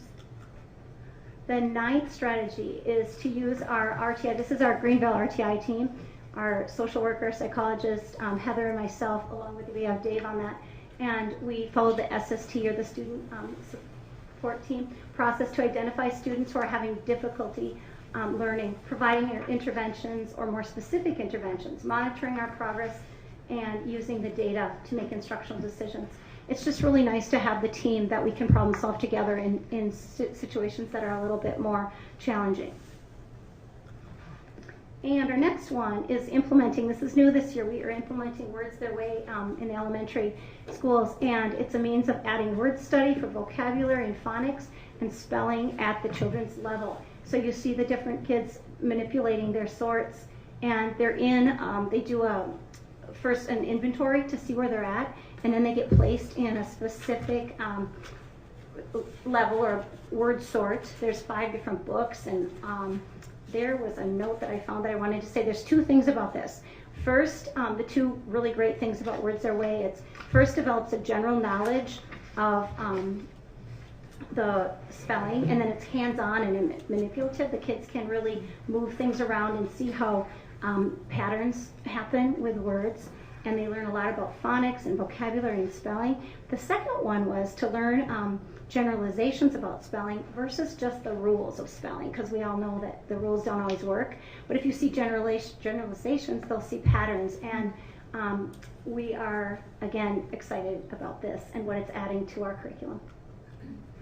The next one is implementing the Fontes and Pinnell benchmark assessment system, which as well is new this year in the elementaries. We call it BASS, and it's a way to assess children's reading level as well as to determine the deficits in reading. So it really does inform the teacher's instruction so we can move forward and target, again, what we need. And it helps us to put the right materials in the kids' hands so they can have the correct book and bag every night and read at their level in the classroom as well as outside of the classroom.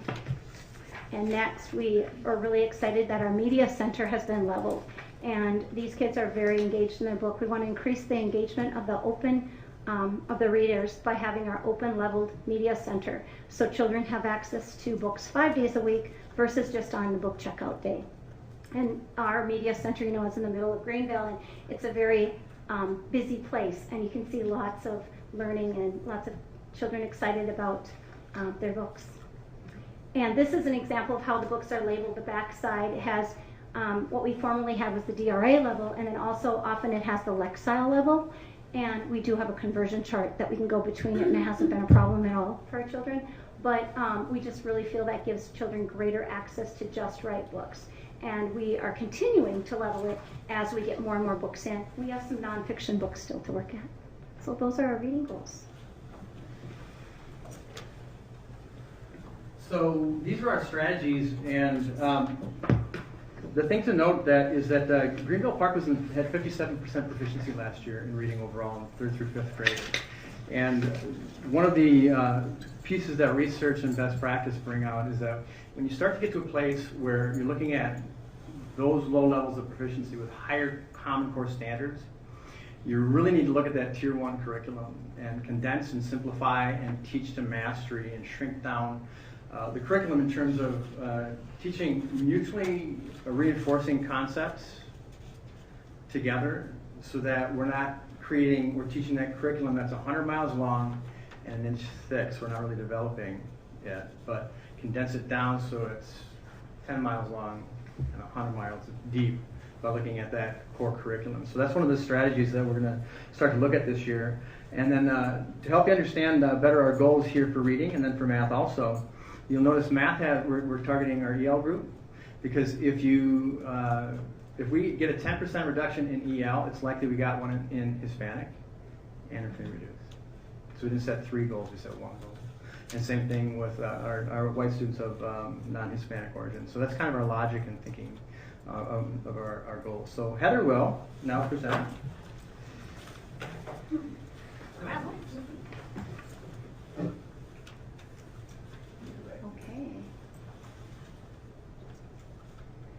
Very good. As Dave has described a couple of times, again, our goals are to reduce the number of students who scored non-proficient in math by 10% this year.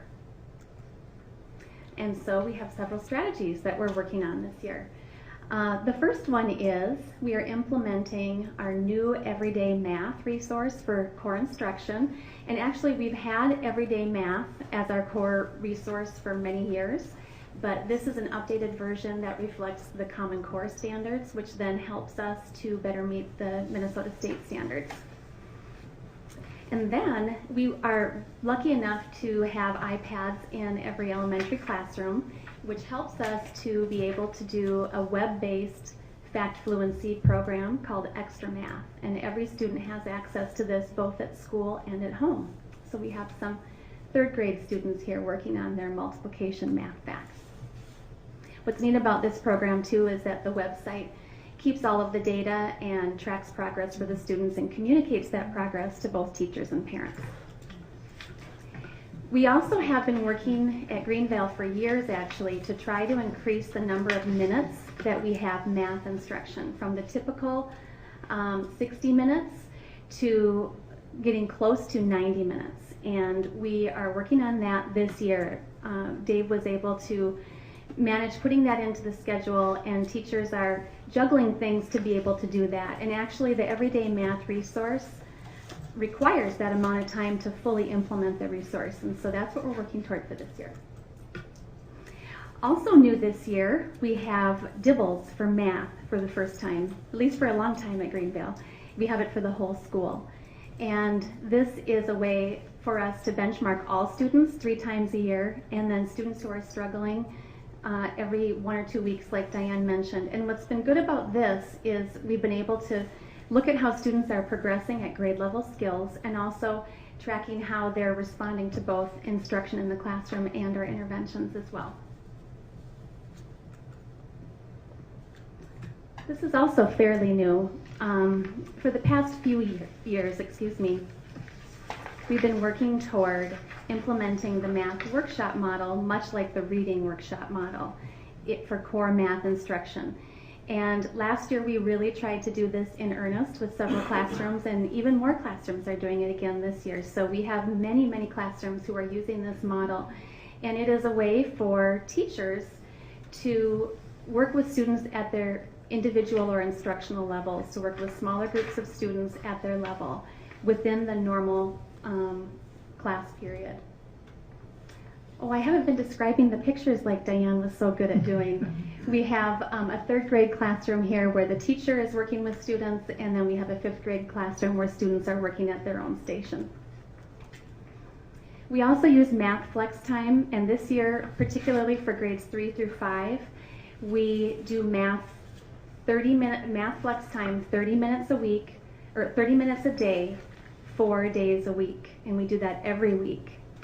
And that is, again, another way to further differentiate instruction and to teach students at their instructional level. This portion comes out of that 90 minutes. As always, PLC teams are the main drivers of any school improvement plan. And here we have the kindergarten team and we have the 1st grade team working together. One of the things I love about my job is to be able to work with teachers, and I love working with students as well, but it's really exciting to be able to provide resources and data and support and staff development in the area of math. So here I'm working with some 5th grade teachers as we look over student intervention data. I'm excited about this one too. This is pretty new for us. We're implementing small group interventions in the area of math, and we have a program for grades K through 2 called Focus Math, and it's a really intensive intervention program that we have a few people implementing. There's a picture of Nicole Packey doing that with a 2nd grade group up here. And we also have Math Elevations, which was purchased by the curriculum office last spring. And this is a program for grades 3, 4, and 5, and that's used in the Math Flex Time for the students who are struggling in math. And then, of course, we have Math Core for the 2nd year, and that's Anna Kelly working with a student group, and she has just been a wonderful asset to our building and does all kinds of things even outside of her time in Math Core. In fact, she has an origami club that boasts over 80 students, and she does that with just 1 volunteer sometimes, and she does a great job. We also have individual interventions, and we have many wonderful people who help with that. We have volunteers, and we have EAs who work with students one-on-one on various interventions. And then finally, as Diane mentioned, we use the RTI and SST process to further problem solve. After we've done all of these fabulous strategies, we still have students who struggle, some students who struggle, and this is a great opportunity for us to be able to problem solve and try to meet their needs as best we can.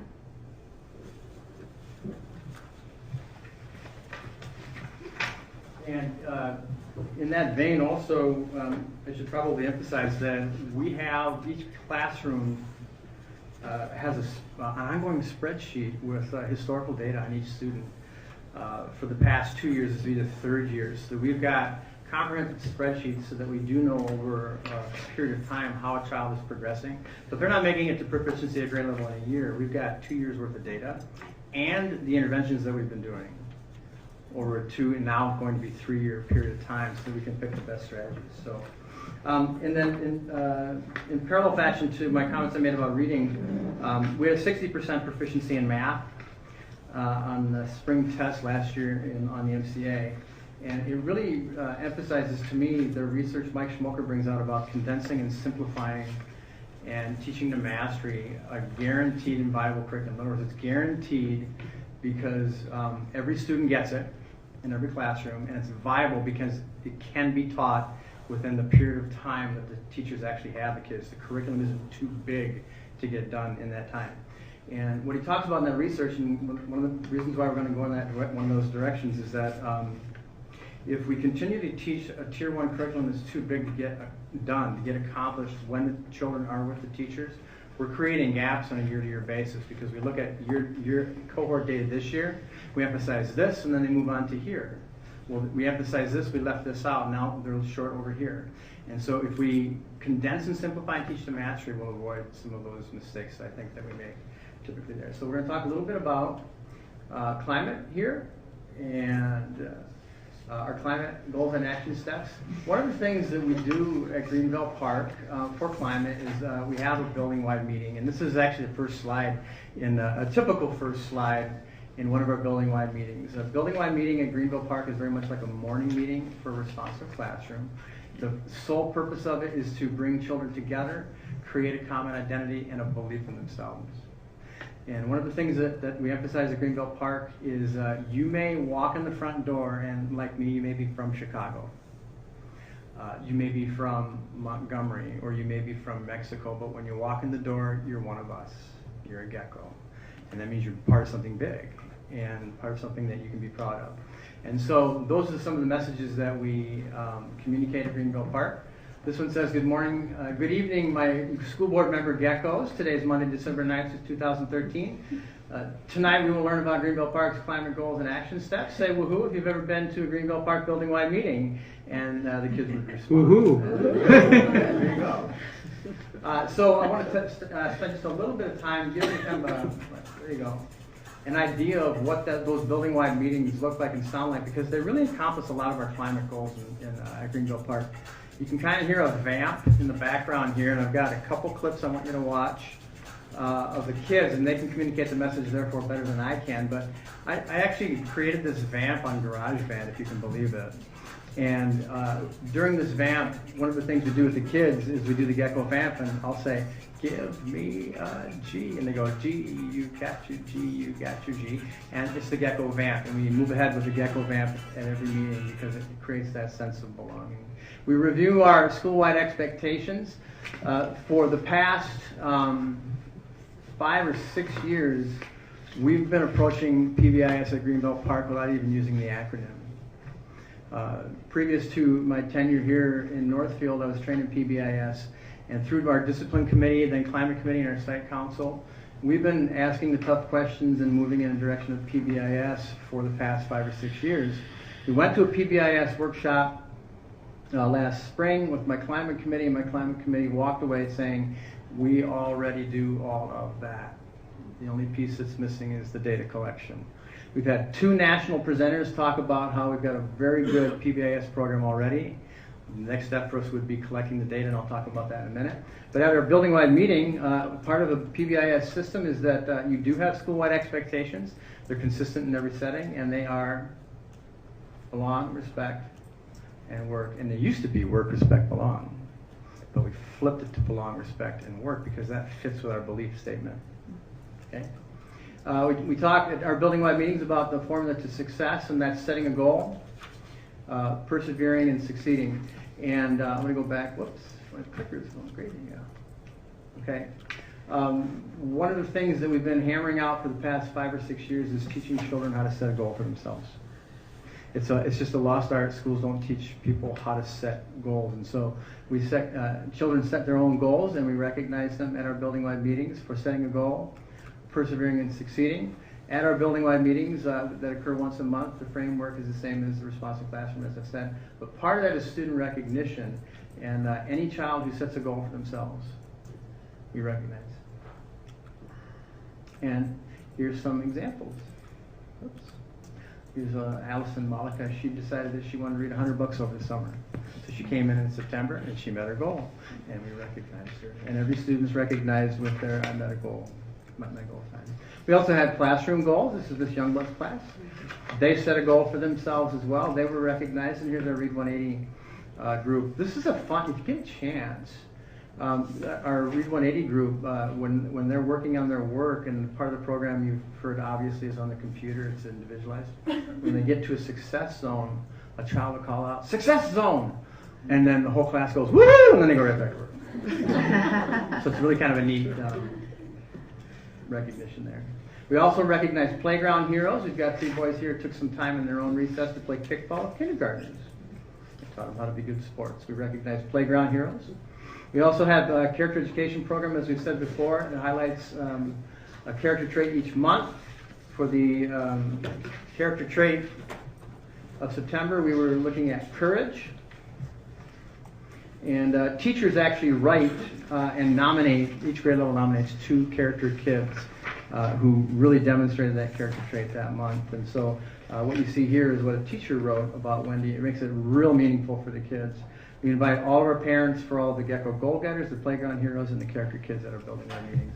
And we recognize staff as well. And last month we recognized our new people for having the courage to come and work with us. So these are all of our new staff members.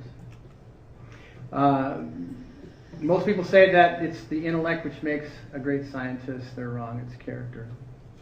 Einstein. And in the end, character is the decisive factor in the life of an individual and nations alike. Teddy Roosevelt. There's a principal in New York City who was quoted as having his school beat the odds.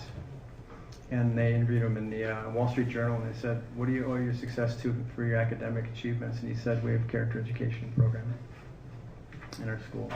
And these are the traits that we have this year for character education. Okay? And I'm just going to give you a flavor. Tyler and Vinny are 2 nice guys. They're always there to help out their friends when they need an extra hand. Yeah. Lately, they've been helping their friend Cammie. She recently started a catering business and just got her first big gig. They've been making food for her all weekend. Make the mayonnaise, please. Dad and I both ate like those snacks. I stayed up all night, get them just right. Okay, dude, what should I do next? You can start arranging those sandwiches, but Cammy will serve those next. Don't squish them, and Cammy won't be angry. Okay, I just like the way they feel. Remember that it's somebody's lunch.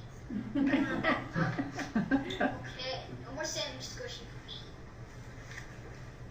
Meanwhile, Cammie is enjoying the applause of the executives at Valley Fair. Tyler and Vinny wonder why she doesn't mention all of their hard work and help. Oh, thank you. Well, we don't need to stop if you like my delicious appetizer that I prepared. You will love my special sandwich.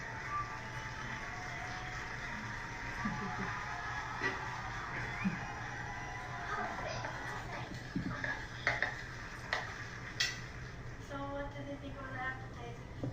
Where are the sandwiches? Okay, so you kind of get the idea. That was the value trait of gratitude, and she wasn't showing gratitude. These were members of our student council. One of the things that we know about achievement of any kind is if you incorporate the students into the program and the participation, the creation of the program, et cetera, you get more results. And so our student council made some videotapes with skits about the character trait, and we would show those at the building.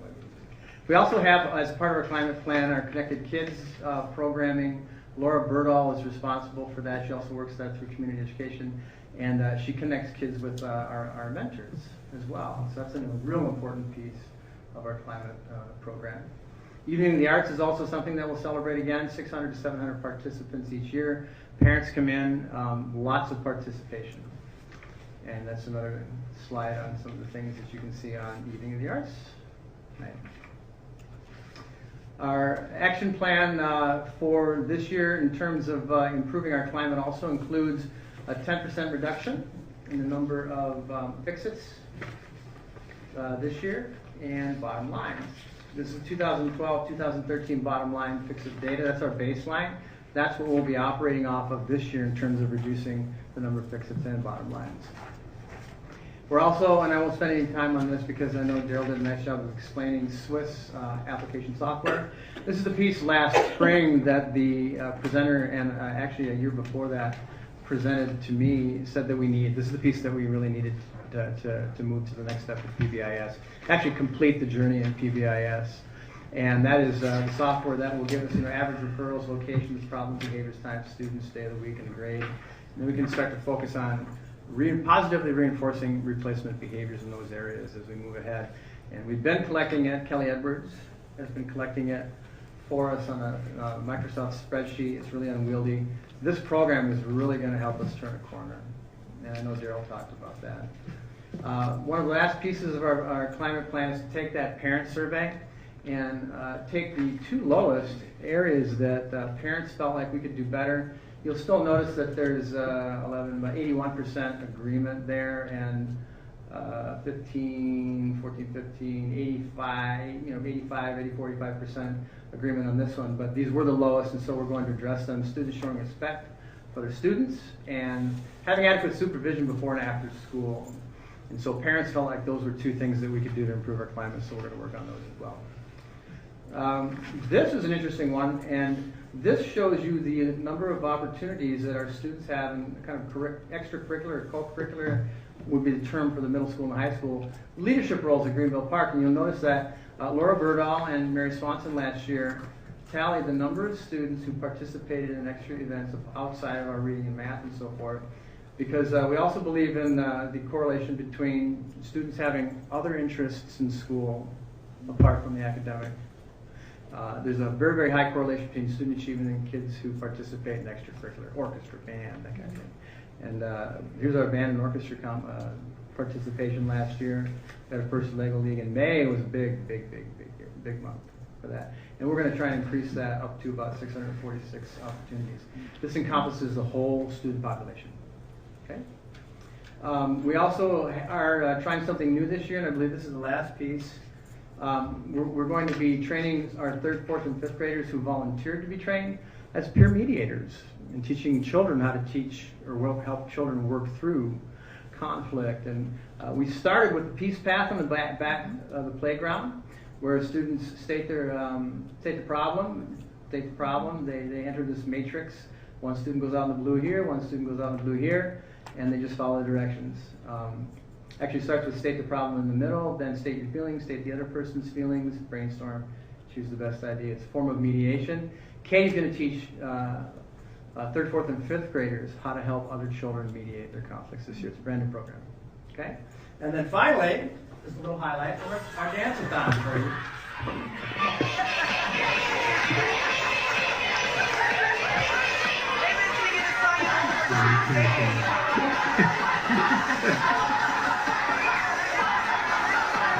And you get the flavor of that. That's a dance-a-thon dance in the evening. And we had a lot of fun with the dance-a-thon as a fundraiser, and then we cap it off with a dance in the evening. So that's our plan for this year. And not surprisingly, I didn't know that song when I was there that night. That was the first time I'd heard it. So, but apparently it's popular. Kids know it. Yeah. So questions? Board members, questions?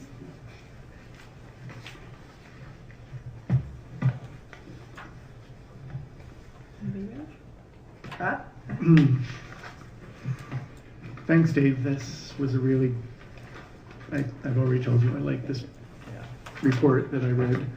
I'm really interested in what you've said about the guaranteed and viable curriculum, especially since I'm preparing to teach beginning Greek at Carleton, and I've got an 850-page textbook, and I have to teach half of it in 9 weeks. So you look at, so I'm looking at like frequency analysis of different grammatical things and core vocabulary, and if something only occurs 0.2% of the time I'm not going to teach it, and Yeah. things like that. So I think the opportunity to learn part is a problem even at Carleton with short terms, and I can imagine when you have a huge amount of things that students have to learn in elementary school that it's really hard to decide what do you teach, and getting all teachers to teach the same thing so that there aren't these big gaps. And so maybe you have to have these conversations like what things do you strategically abandon so that you can get everybody on the same page. And I'm interested in, you talked about how in your goals for 12-13 there was looking at the core curriculum. And then you say district conversations, however, repurpose the Greenville Park RTI specialist responsibilities by tasking them to begin tier 2 problem solving intervention development. This shift has been problematic for Greenville Park. So I'm just wondering if this was a case of the individual site not being given the autonomy to do what they felt needed to be done for that site because there was some generic goal for the whole district. Well, yeah, it's kind of a baptism by fire when you start a new initiative, and you do the woulda, coulda, shouldas, I think, on just about everything. But when we began the year, we looked at immediately we began to look at problem solving, and we began to look at interventions and trying to help kids. I think because teachers and administrators and everyone in education, I think, are all we all have big hearts, and we're going to start to get right to the core of the issue. And yeah, what happened was we started going right to the problem solving, and what we really probably should have done in Greenville Park is go right to tier 1 and start to look at that core curriculum, because if the core curriculum, and it is even more so now with these national high common core standards, as you can see, the whole state went down, and they're very more difficult. There's lots of rigor to them now. And I think what we really need to do is revisit that decision about with the problem solving and go back and look at tier 1 and start to do that condensing and simplifying and teaching the mastery that we wanted to do. Because especially now with the national high common core standards, if we don't go back and examine tier 1, we're always going to find more kids in tier 2. Because tier 1 is just, it's incomprehensible to try and get it done in the amount of time that we have. So yeah, I think that we're doing the woulda, coulda, shouldas, I think maybe in wanting to look at tier 1 at Greenville Park a little bit more extensively, and moving ahead with that. Because I believe, and then the research says also, that that'll reduce the students in tier 2 and in tier 3, yeah. Yeah, because if you have 50 to 60% of the kids in tier 2, then it looks like you've got a curriculum that's sort of weeding out kids rather than teaching them all.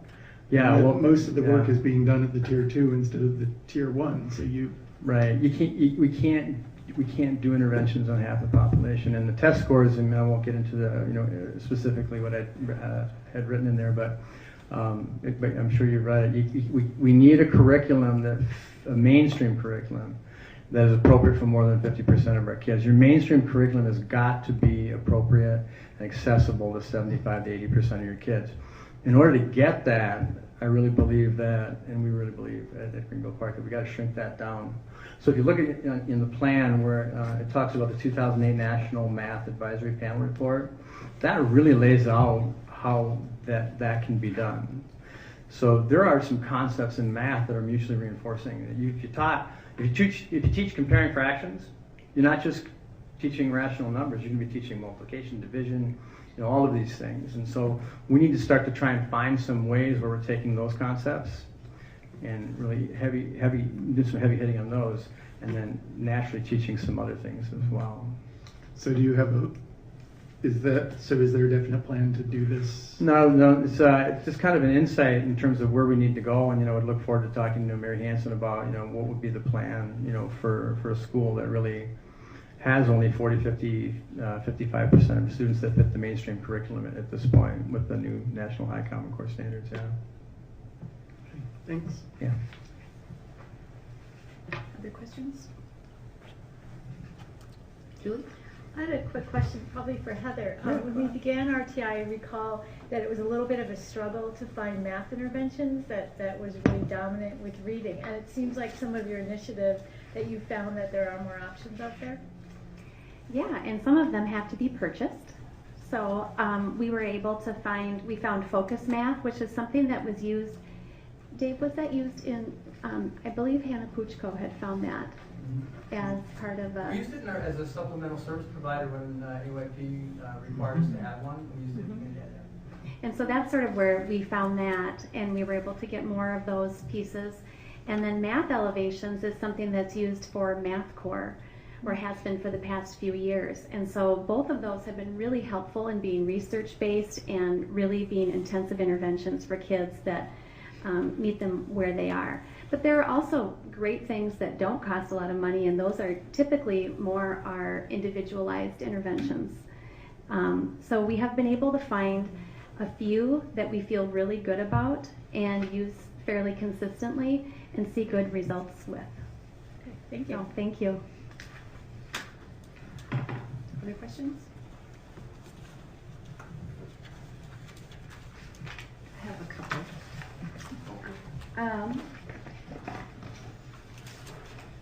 So one thing I was jotting notes as you went, and one of the things that the goals are really focused, and I want to commend you on the challenges of the achievement gap and looking at it in that level of detail. And one of the things I was also writing down, there were all these strategies that are going to be good for all learners. And it seems like even though that you've written the goals to looking at reducing by 10% in term, which is a great goal, and I really applaud that you're taking that on. But it looks like what I was really pleased is that doesn't mean you're ignoring the 40% that are proficient, but that all these, I was looking at the flex time, the words their way, the media center being leveled, the web-based iPad math piece, the 90 minutes of math. I mean, what I really liked is that you have this comprehensive strategy, and I thought that's one of the things I didn't want to lose track of with the report, is even though you don't have an individual growth target goal that we've heard at some of the elementaries, that you really are aiming at all the learners with these strategies. And so I think it's a really nice plan, and I liked it, so thank you. So I guess that really wasn't a question, unless I'm misinterpreting something. Well, it's interesting too, because we know who our students are that we're focusing in on across grades 3 through 5. Remember I pointed out at the beginning of the box we didn't make AYP and free reduced math. Well, to get that 10% reduction across about 240 students who will test this year, we only need to capture about 6 more across 240, bring them out of non-proficiency. So the reduced by 10%, that's we're talking about 6 kids students across 240 kids. Yeah, so it's a doable, and what feels good about that is, as a school in the past we've been overlaying, just overarching increases in proficiency in all student population. Now we're being a little bit more, as opposed to going to Vegas and just putting your money on the table and losing it, we're card counters. And we're gonna win. We're gonna win. I heard that. I can't claim that. I think Schmoker said that in this book. So, did you have something else? I'm sorry. No, okay. That's great. Okay. All right. Thank you so much. Thanks for such a thorough report. All right.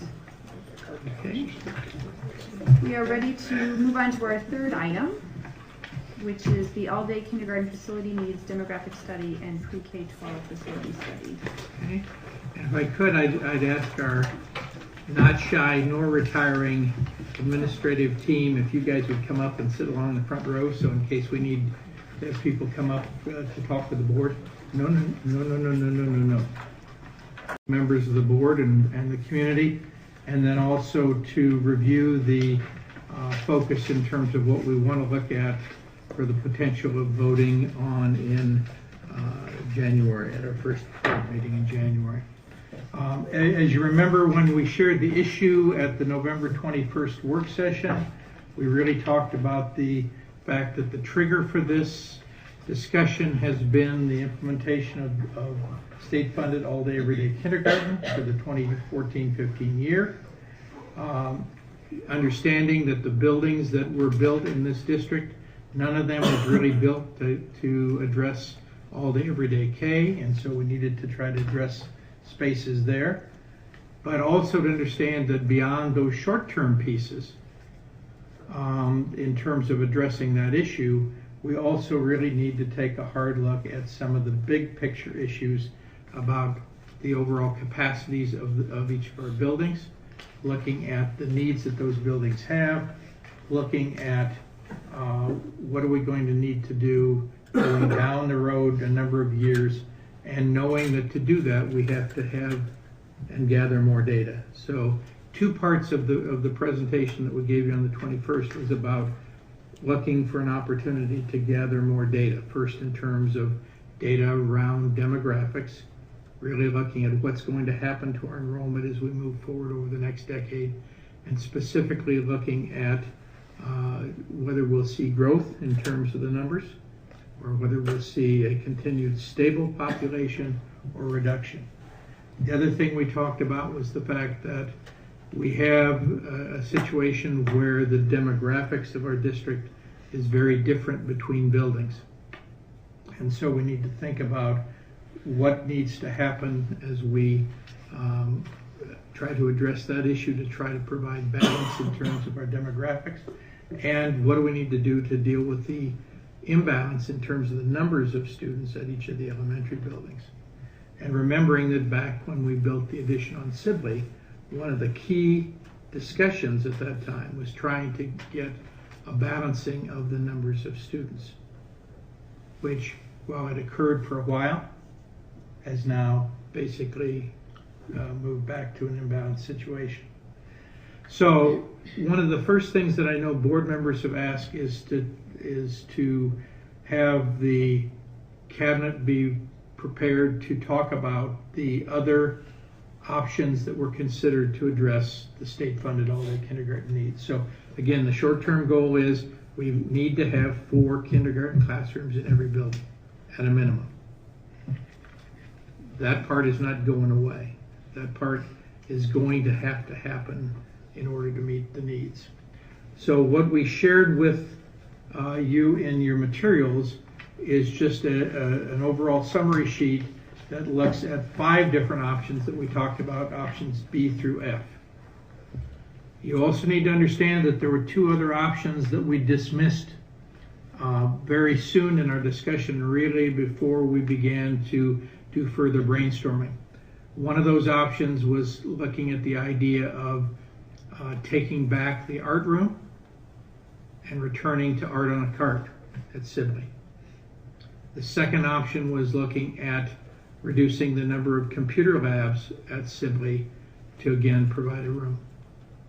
For those of you that were on the board when we made the decision to build the Sibley addition, I think you'll remember that one of the big parts of the discussion that we had at that time was trying to make sure that we created equity across the 3 elementaries, that we didn't have a situation where the core facilities of the building were significantly different from building to building, which would make it difficult for us to provide services to kids on a daily basis in terms of operation. And we determined at that time we needed to have an art room specified for art, because what we knew is that over the course of a week we had basically all the kids in that building were in the art program at some point in time. We also knew that in terms of the computer lab spaces, that in order to provide enough computer lab space so that we could address the testing needs, address the media services needs, to address the needs of teachers who were using the computer technology to teach students in their classrooms, that there needed to be space for 2 computer labs. And so we worked from that particular perspective. What we know is since that original commitment was made, we've actually ratcheted up the expectations from the state in terms of using computer technology for assessment. It's not the only reason we have computer labs in place, but it is one of those areas.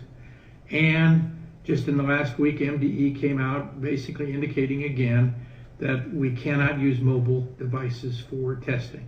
They can't be administered on mobile devices. They have to have a secure server. They have to be set up in order to make that happen. And yes, the reality is there's a big push for that in about a month block in the spring. But we also have map testing and other tests that occur during the course of the year, where if we reduce the number of computer labs, we really significantly and negatively impact the ability of teachers to get into the lab spaces to use those for teaching. And there are lots of activities that occur at elementary buildings that an entire classroom needs to go into the computer lab at the same time. And whether that's keyboarding, again, whether it's presentations by the media specialist, those are pieces where they cannot be done with the 4 or to 6 iPad minis that are available in each of the buildings. So we did not include, in terms of the options we shared with you initially, the option of taking away an art room or of reducing the number of computer labs. Because again, we felt that was a commitment that was made initially by the board when we talked to the community about the construction of the Sibley addition, and making sure that when we did that, we were able to create 2 computer labs at Greenvale Park, that we were able to restore computer lab space for Bridgewater, and that we got the art a la carte that had been in place at Sibley removed, so that we actually had a physical space. And I think all of you that visited Sibley during the time we were doing art a la carte know that despite some pretty valiant efforts on the part of teachers to try to meet the students' needs in terms of art, it was extremely difficult to do. So those were options that were discussed at the beginning. They did not end up even being on kind of the short list because we felt that commitment was there. And we'll be happy to talk as I finish this piece about whether that was the right direction to take or not. But I just want you to know up front, that's why those options aren't on the table to begin with. If we look at the other options, basically they really are in 2 frames. One are options where we try to continue to have all Sibley students staying at Sibley. So options B and C. In option B, we're talking about the lease of 2 portable classroom spaces. The purpose or the strategy there would be to empty out the existing resource room, which, if you think about walking into Sibley, and help me Scott, would be the first classroom on your left. That, I think, actually was originally a kindergarten space. So by bringing that back, we would actually create the new kindergarten space we need. To make sure that we maintain our special education students, and we basically have 32 students with 2 teachers that are located in that classroom right now, we would need to empty out all of the staff that does programs for ESL, for RTI, for reading and math intervention, who are located in the small rooms that are across from the teachers' workroom that used to be actually locker rooms, have been nicely renovated to make smaller spaces. But one of those is not going to be enough, because with 2 teachers, we definitely have to have at least 2 of those spaces spread across. Which then means that if we look at that as an option, we're needing to push out into portables to provide a space where students can go to get ESL instruction, to get RTI instruction, to get reading and math support. And the minute we do that, although we keep them on campus, the biggest drawback we saw is an issue that we've been dealing with very heavily in this last year, and that's safety and security. We spent all the time and effort thinking about how do we keep kids inside the building? How do we keep kids safe? And then we put portable buildings up that push the kids outside the building through a walkway or through an open area to go to the portable building. We also looked at the fact that there's some fairly significant costs, not only in the lease of those buildings, but the installation of those buildings in terms of what's there. The obvious advantage is everybody at Sibley stays at Sibley. But we felt that, and the reason that that was not brought forward as an option further, is we felt we could not justify the safety, security, and supervision issues that we knew we would face once we opened up the building to have traffic going in and out. And there would be a significant amount of traffic. Not huge numbers of kids at any one time, but a lot of kids back and forth out of the doors and into an area outside the building. So that option was discussed and eventually was redlined as being not workable. The second option we looked at, which is short-term option C, was the concept of renting classroom space. I think I shared with some board members as we've discussed this individually, the concept of having to do that once, where we rented a chunk of a church when we had a fire over Christmas and smoke gutted the building, and it took us basically 2 months to get the building back in shape to where we could bring kids back in. Absolutely an emergency situation, a no-win situation in terms of operation. But one that we could look at. We obviously have two churches that are close by. One across Maple, one across, help me Scott, the name of it, Ames, thank you. So actually in fairly close proximity in terms of spaces.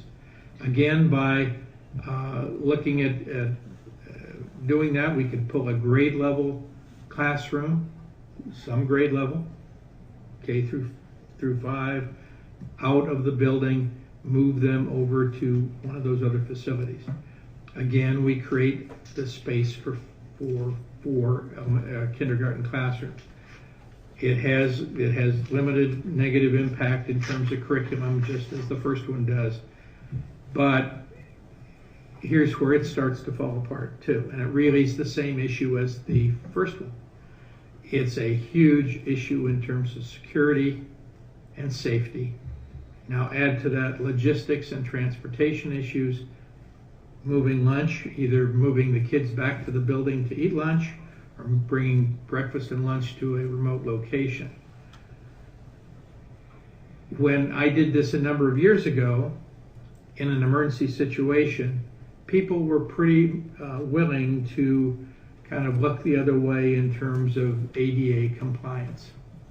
If we were looking at doing this for a full year or longer, we would likely have to talk to those folks and say, is the space you have that you can rent us, is it ADA compliant? Is it up to child care code? Does it have an outdoor play space?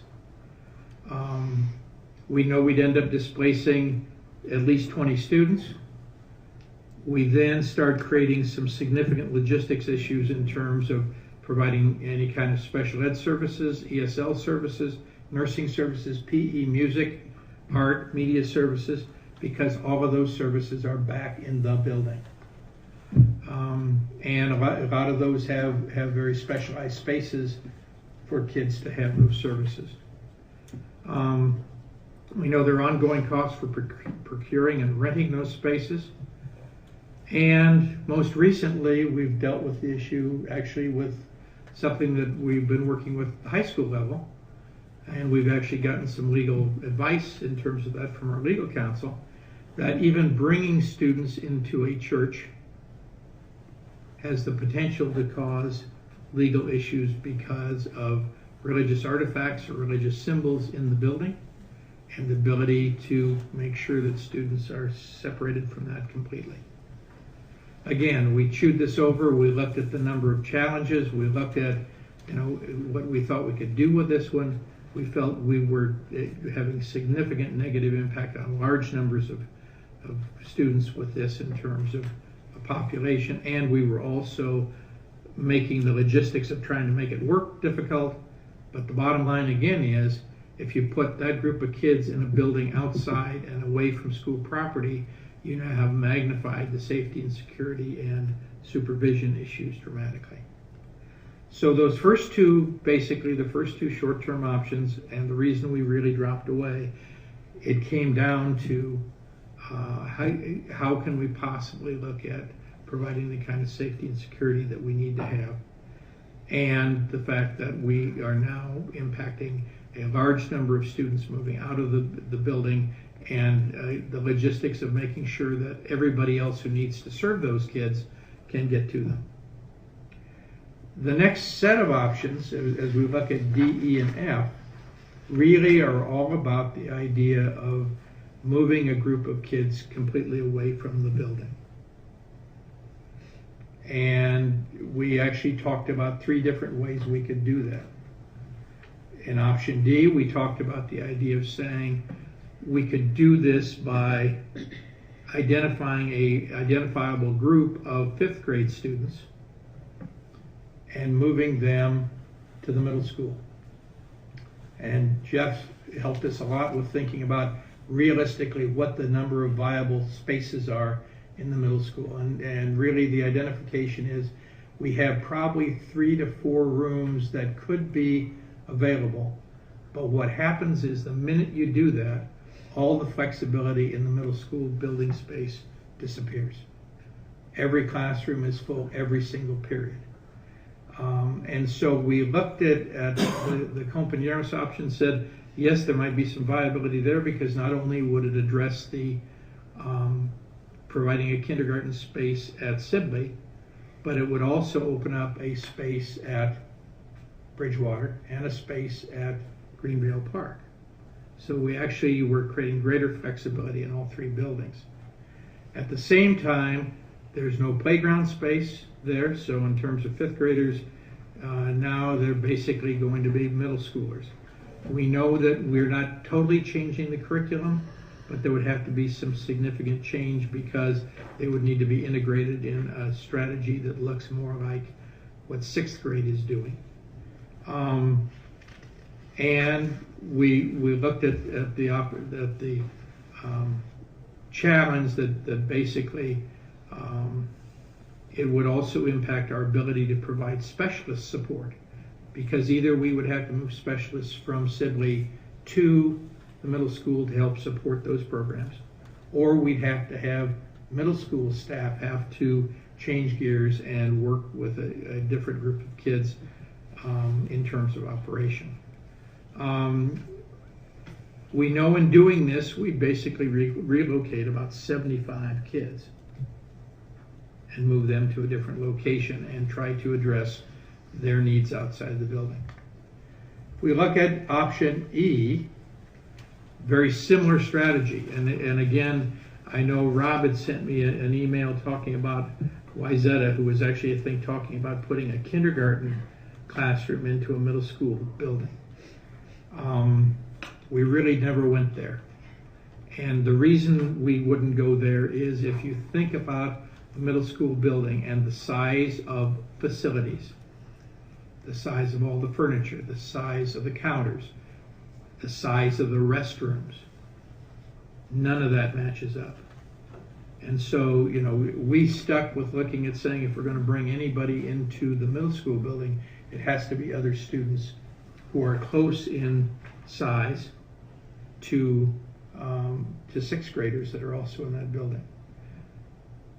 Our option E took it a step farther. We said if we're really trying to make sure that we have the kind of space we need at Sibley, then the other option is to pull all of the 5th grade from Sibley, because then at least you'd have all 4 5th grade sections together. They could have their own PLC, they could operate together, they could continue to do their flex grouping, they could continue to do those kinds of pieces, similarly to what the 3 Compañeros teachers would be able to do in that format.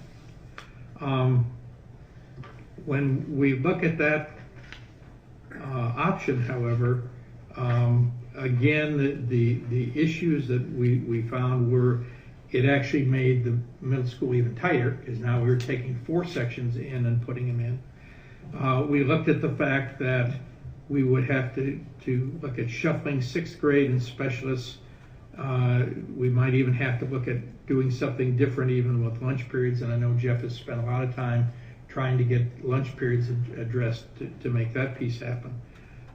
We also knew that, again, we have a 5th grade space that really doesn't have any sense of an elementary building, so that there's no playground spaces. We know that it now even makes the elementary specialist issue even more difficult. And we know that we're looking in that setting of actually needing to do more adjustment of the program. So the curriculum even needs to be more differentiated, where at least with compañeros we had some commonality there. We're looking at all of the 5th grade. Now we've got a single compañero section sitting in the 5th grade wing in Sibley, as well as 3 non-compañero sections. And again, we could relocate anywhere from 75 to 100 kids that would move there. So as we looked at those 2 options, I think the reason why those 2 options did not move forward to a final recommendation really tied to the fact that we now were impacting a much larger group of folks than even we talked about with moving groups out for a short amount of time, or one classroom out to a building that was close to Sibley but would still be tied and connected. We'd actually be totally rearranging that operation for the entire 5th grade of a building. We felt that was very problematic in terms of operation. We saw it also having even more issues with access and transition for specialists. And so we again stepped away from that and said that's not something that we felt we could move forward with at this time. And then finally we took a look at option F. And option F would be simply the idea of you pick a classroom of kindergarten students from Sibley and move them to Greenville Park. We know Greenville Park has space for a classroom of kindergarten students. It would allow the special education programs that are currently at Sibley to stay where they are. It would provide a somewhat better balance in terms of we'd have 20 fewer kids at Sibley, we'd have 20 more kids at Greenville Park. However, what we're doing there then is to move 20 students from the attendance area where they live to an attendance area they don't live. We have some increase in transportation costs and logistics, because we've got to have a way to have that group of kids going, and if we're assigning them, then we're expecting to pay for the assignment to have them moved. We now are going to have multiple students who are going to have issues with siblings who now may be in a different building. We would need to look at a lottery system for how to pick which 20 out of the 80 plus kindergartners would go. And we know that that's not only going to concern the 20 families that finally get chosen, but will definitely impact the other 60 that don't. And then finally, if we think about what the building has the capability of doing, it handles 4 sections of the other grade levels just fine. And so at the end of the year, we would need to bring that kindergarten section back to Sibley for the 1st grade, because once you don't do that, now you mess up the ability for us to provide flexible grouping for our kids, to do all the things that you just heard Dave talk about tonight in terms of flexible grouping, and that you've heard Nancy and Scott talk about previously about the positive impacts that we have when we have the combination of having the right number of specialists and the right number of teachers to really provide that ongoing flex grouping at least for the 5 days of the week. So what we'd be in that situation, although we would address the issue of special education, at least temporarily, we would basically upset the kindergarten program every single year. So again, we looked at that option and we said that doesn't seem to make it work for us. So those are the options that we played through. Those are the directions we took. I know that before we go and talk about the other two pieces, I guess I want you to be able to ask questions, and I've got a whole group of very, very bright people here that can share that with you. I guess I'd just like to say to you too that, you know, we don't take this lightly. We want to support all of the children in the district, but as an administrative team, we have to look at the needs of all of the kids in the district as we make that decision.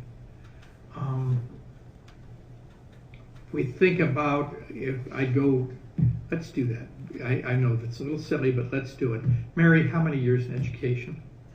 About 37. Gary? 42. 28. 21. 17. 26. 22. 30. 19. 10. 44.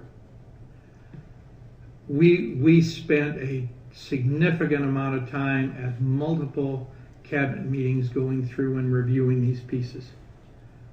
We've done it from the perspective of we know how these kinds of things work and how we have to address these kinds of issues.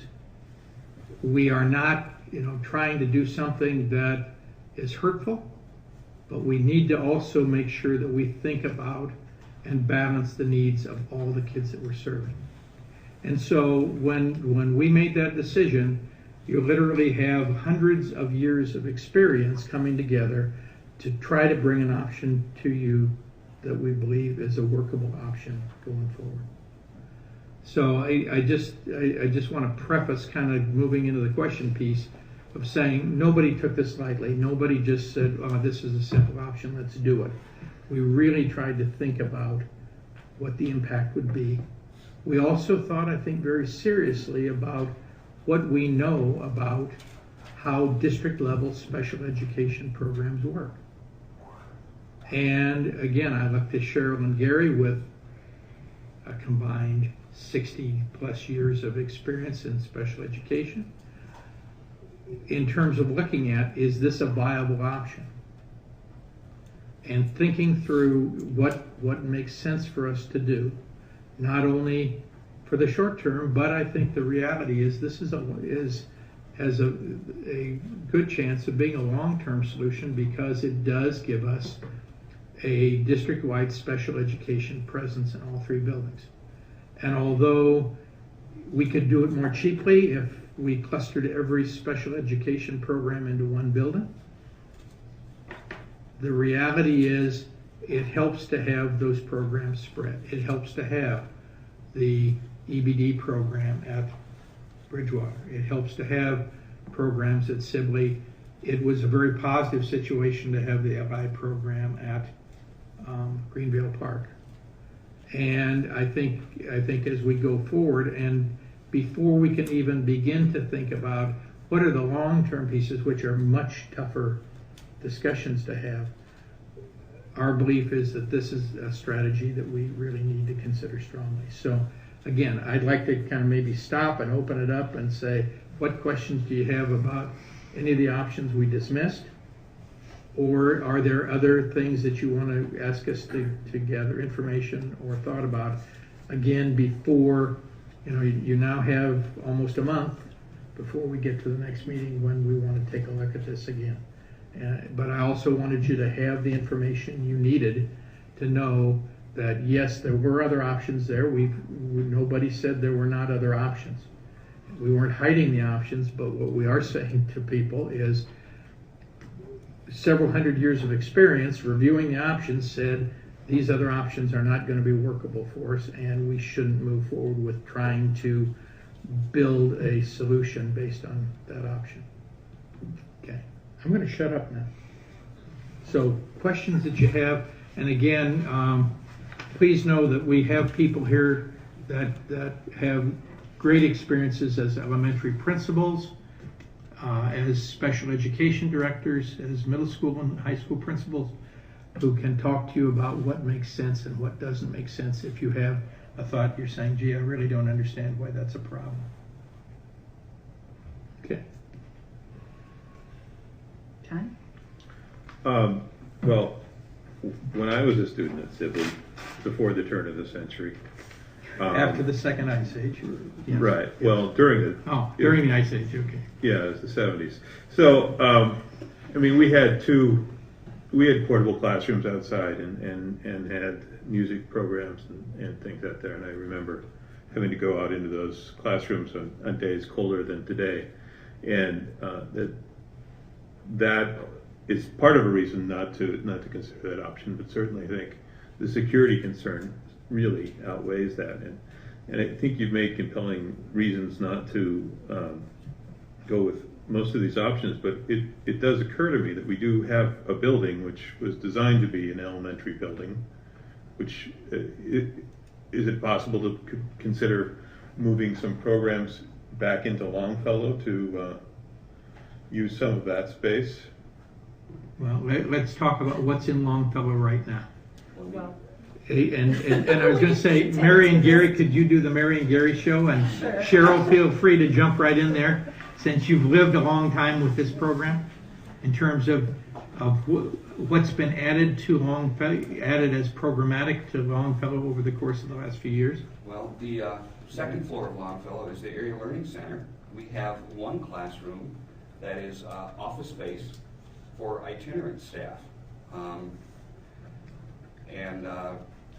OTs, PTs, and having them in one space allows them time to consult, to meet, to talk about students. So the second floor, every room is fully utilized. The basement, the space that we have available would be to eliminate lunch. The lunchroom is not used all the time, but we have to have a place to feed our kids. Right. The other classroom spaces are used as licensed daycare. They've been modified by community education. They've been certified. They've done construction and invested money in there. They actually have waiting lists for their licensed daycare. They also have a room on the second floor for licensed daycare. While I was the building administrator, Hannah was always knocking on my door looking for more space. The other on the first floor are our early childhood special ed and community ed, our hand-in-hand programs. We have 4 classrooms. They are fully utilized. We have office space for special education and community education and our early childhood staff. We have one open space. It is the only space in the district where we have an opportunity to do staff development with more than people sitting around one table. And that space is often at a premium. Right, that's hard to get into. We have Longfellow 102 where we hold meetings and staffings, and DPAC meets there, for those of you that are familiar with that. And yes, that is sometimes double booked. So we are at capacity. In fact, we had to displace our early childhood parent liaison person, and she's now sharing a classroom space when we did some remodeling here in October. So I think the answer, John, is every space right now is being used, and I think in a very positive way. The other thing, as you know, is that part of the reason that we have the really young child care, toddler infant care, is that we also have supported, as Daryl talked to you about earlier, the growth of the ALC, and knowing that we have a chunk of ALC moms and dads that would not be in the program getting their education if they were concerned about, do I have a place for my child to go?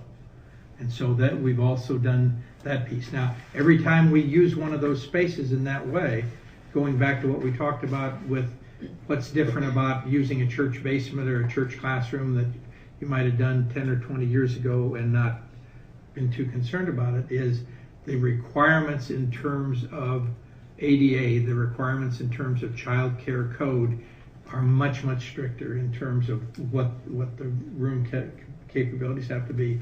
And we basically have made sure that all of the spaces that we have within the building qualify for that so that we can actually put those programs in.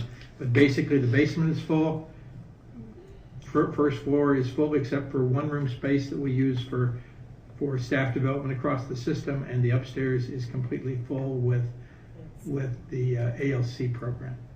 So really, to summarize what we're saying here is there's a little bit of room at Greenvale and not much room anywhere else in all the other buildings. That's correct. The other thing that we have with Greenvale that is very different than we have right now anywhere else is that we have a room that was developed and remodeled and additional bathroom facility, etc., put in to house the LI program. The LI program, Gary, was in Greenville Park for how many years? 4. So we have a space right now that would very appropriately house a DCD moderate program. It has the appropriate kind of restroom facilities right in the room to support kids who may have physical needs that require restroom space. And so we have the ability to use that in terms of special education services at a district level in a way that we really don't have, that I'm aware of, anywhere else in the system if we return the existing resource room at Sibley into a kindergarten classroom. Thank you. Ross? Well, I have a couple things. Sure. The first one is just I wanted to find out, Dave and Angel talked about how only about an hour a day is spent in the DCD classroom, and the rest of the time their son is in the mainstream classroom. So this isn't just moving him from a special education program in one place to in another building, but moving him from a school that is his home school. And so I think that if you move the program from one place to the other, you're definitely going to get the same services within that program, but there's going to be a very different experience in the mainstream classroom, which is the majority of the day. So I'm just wondering if the experts on special education could address that point.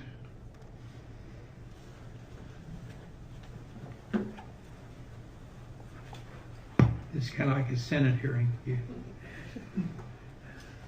That's a difficult one to address.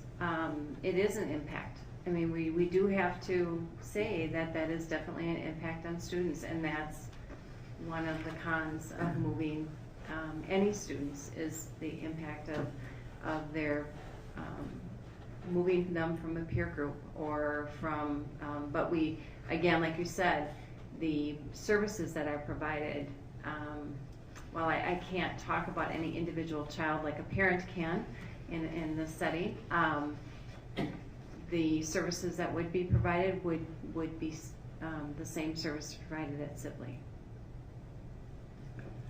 I guess let me take it one step farther, and then Gary, I'll let you jump in, because it actually, unless you want to repeat what you shared with me earlier, because it's definitely, to me, was the piece that's most important. It's also important to understand that in creating an elementary district level program tailored to meet the unique needs of students, ultimately 2/3 of the students in any of those programs is no longer going to be in their neighborhood school. They're going to be relocated from somewhere else. When we shared the information with you on the 21st, we shared the fact that for every one of our programs, some of the kids are in their home school, other kids are coming from the other two schools to come there.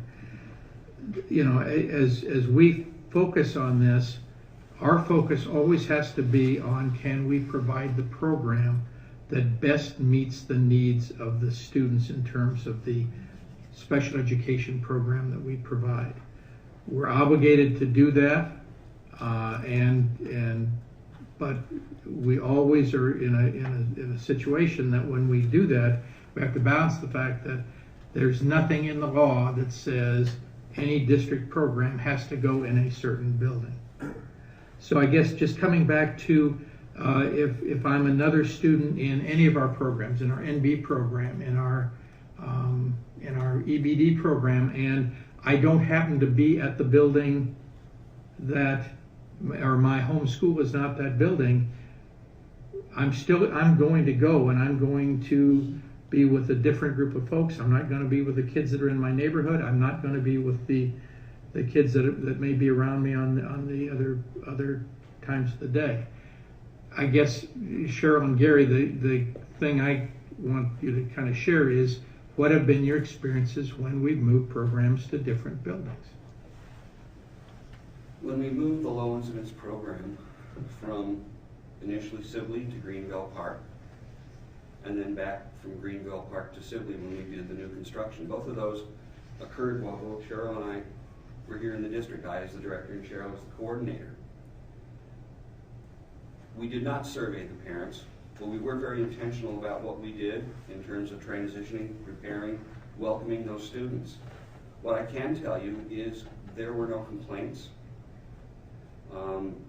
We did not suffer any academic losses. We did not have any incidents where students were not welcomed or did not feel comfortable. We had no reports of that at all. And my expectation would be, had there been problems or concerns, our phones would have rang, because we get those kinds of phone calls and emails all the time.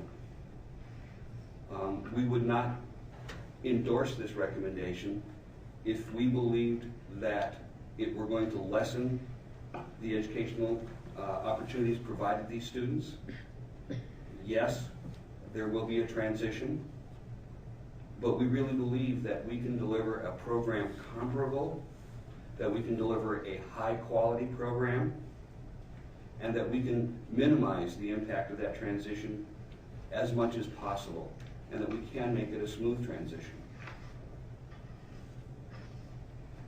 I think, if I remember correctly, I was working in the buildings at that time, and I was at many meetings, and I do recall that parents were very pleased with, they were nervous, obviously nervous. It was, the same concerns were heard as I think the parents here shared today, as most parents would have. But I think they were happily surprised with the change, and that things went very smoothly overall, and we were able to meet the needs of students in a different setting. I would also add this. I'm concerned about the load that we've placed on the specialists at Sibley. The number of students we have with severe disabilities, with multiple disabilities, is increasing. The reality is the nursing staff, the OT, the PT, the speech and language staff at Greenville will have greater flexibility in their schedules to meet these students' needs, and it will somewhat lighten the very heavy caseload that those people are carrying currently at Sibley.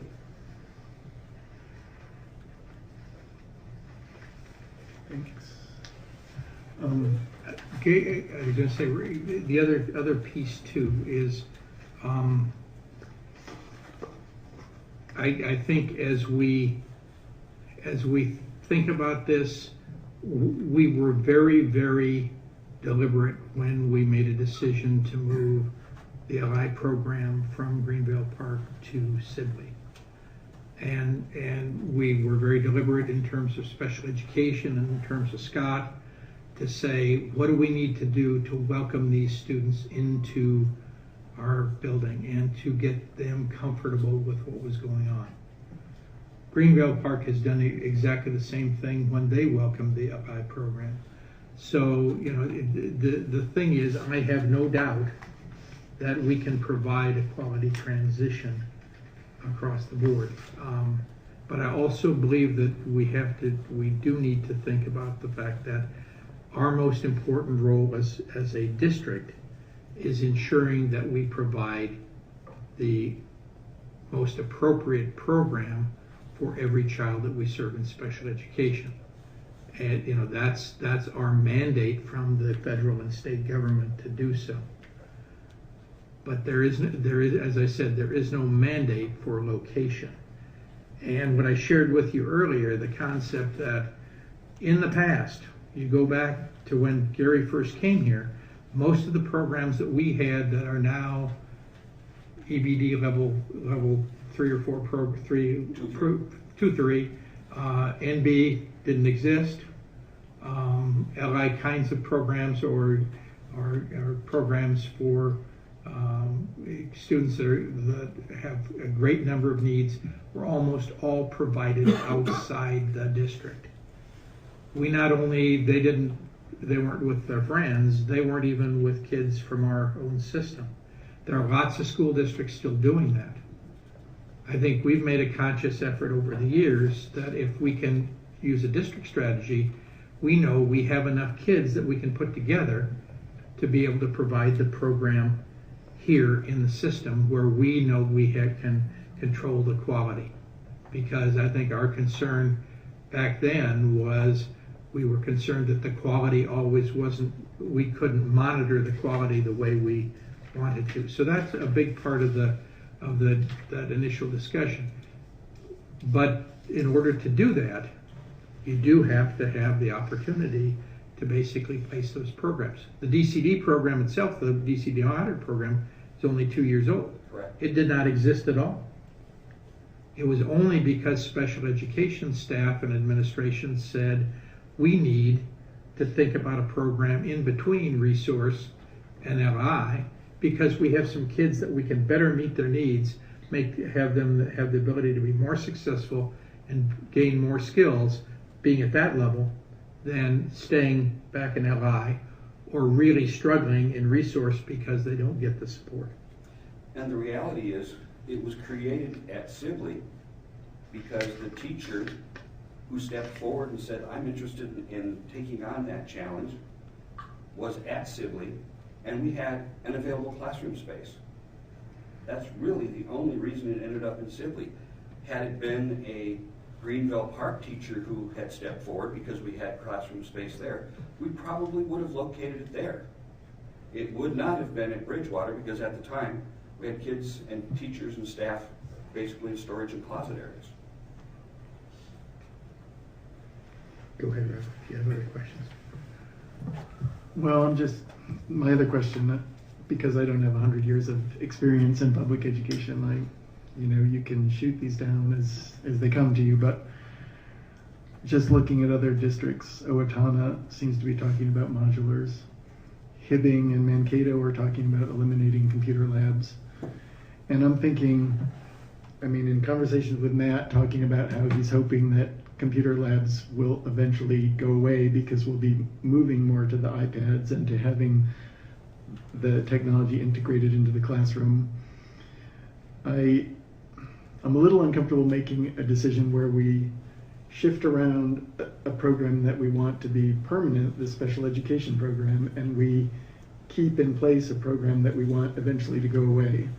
So it seems like we should be prioritizing the program that we want to be sustainable rather than the computer lab program that eventually we want to be able to phase out. So I'm just wondering, I understand now these safety and security issues with the modulars, but they're all over the country, and if really the press on the computer labs is a couple times a year, why don't you create a portable computer lab or figure out ways that you can reallocate space just for those testing times so that you get more computer space. So, and again, these are just things that, one might ask, so they might not be, I haven't looked at them from all angles, which is what I kind of want to get from the experts here. Scott, and I was going to say, I know Matt can talk about it from the technology side. Scott, can you talk about how much time the computer labs are currently being used and for what purposes? Because I did kind of the broad brush, but I think Scott can frame more specifically. And again, I just would, Frank, come back to this board not that many years ago made a commitment that every building was going to have, until we didn't need them anymore, was going to have an equal number of computer labs and an art space. So if we step away from that, we need to do it very consciously. Can we, before we, Sure. Because I think that's this. I don't see us ending before 10 o'clock. I don't either. And so I'm thinking it might be nice before we move into this next question and answer is if I could ask for a motion from the board. We need a motion if we're going to continue our meeting past 10 p.m. Move to continue beyond 10. Is there a second? Second. Second. So a movement by Carrie, seconded by Julie. Any discussion? All those in favor of continuing our meeting past 10 p.m. say aye. Aye. Aye. Opposed? Motion carries. Okay, sorry. Scott, thank you. Back to the computer labs. We have 2 labs, you know, at Sibley, as Dr. Richardson has already referenced. One of them is primarily used by our media specialist, and she teaches her classes out of that computer lab. I would say well over half the time. The media center is then used for book checkout, small group work, and that kind of thing when she's in the computer lab. So I heard Dave talk about how they're using, I think it was maybe Diane Tortmanson talked about how they're using the media center. We're using ours in a very similar way. It's not wide open at all times, but it is being used for book checkout while that other computer lab is being used. So Computer Lab 1 gets used pretty much every day by the media specialist. The other computer lab is used for keyboarding, and we have to have a schedule that we establish for keyboarding for our 4th and 5th graders, and that is difficult to jockey along with our MCA testing and our MAP testing. And the MAP testing, although we haven't, this year we didn't do our 3rd, 4th, and 5th graders in the fall. We still did our 1st and 2nd graders, and that takes up the lab, or the time in the lab, about 3 solid weeks each fall. Winter months, we're now establishing a schedule for MAP testing, and we'll use both labs during that time for another 3 solid weeks. And then we will do pretty much our whole grade with MAP testing in May. Now, in between that time, we have moved to, a few years ago, we went to a math test that was online for the MCA. And now we're going to our reading test, which is online for the MCA. And these are on-time tests. And what we need to do is establish a time period that's about an hour and a half to 2 hours per grade level, because we don't want, or per classroom, so we don't want to rush students through that test. We want to give them ample time. Some of our students finish in segment 1 in 45 minutes, and others may take that full hour and a half. If we get to that hour and a half point, we then schedule them to come back in during the makeup time. Where I'm going with all this is between the testing and the technology that we teach out of the classroom, where teachers are bringing their full classes in, the media specialist, and the keyboarding, our labs are busy the majority of the time. Yeah, and Rob is absolutely right. I'd be the first one to dance on the grave of computer labs. I predicted a decade ago by now they'd be gone, and we were thwarted. And it is, frankly, we have to have the reality of state testing, as Scott has said. And I don't like that. I wish that there was a different way around it. But what we know is that school districts who have attempted to use makeshift labs like laptops and some of those kinds of pieces and have invariably had tremendous difficulty. We have a short window to complete that testing, and we need to do it within the most efficient time possible. Nancy and I talked today about this a little bit, and it's a cascading effect. So if we were to go to testing out of one computer lab in a building, it's likely that 2 or 3 week time frame for MCAs would double. And there's also a cascading effect on how that impacts the instruction when one 3rd grade class tests this week and another 3rd grade class tests next week. It can become challenging. We would welcome the state, and we encourage the state in their current RFP to select a testing vendor that will fully support mobile devices. We absolutely believe that that's where we should go. We believe we should reclaim the computer labs for other purposes. We're just not there yet, and I think we're at least a couple years away. And what I can tell you is that there is a tremendous amount of pressure, unlike a lot of things you've ever seen during testing time, on our technical staff to make sure that all of the systems are working, because as you read last year, and then the pilot of the math test across the state, or excuse me, the reading test was the pilot last year. The testing vendor, which of course is no longer going to be with us, they experienced numerous difficulties in various districts. We let them get the bugs out last year. Where I'm going with this is the bottom line is that I wish that we did not have to take up computer labs for testing for the amount of time that we do, but it's the reality that we're dealing with, and we don't have a choice. It's mandated by the state. We're required to do it. They even have us take these, we'll start in the next few weeks filling out site readiness stuff, and we have to run a series of tests on our labs to make sure that they will meet the minimum state testing requirements. We could do without it, but it's what we have to deal with on a daily basis. And as I've said, we would dance on the graves of computer labs as soon as we can, because we think there are more effective ways to use technology than that. But it's what we have to deal with right now. And really, a piece of it is tied to federal and state law in terms of No Child Left Behind, because it's, again, coming back to the fact that that's why the testing that's in place there, we've never been able to use a variety of different tests. Every child in third grade takes the same test across the entire state. It's in high security to the point where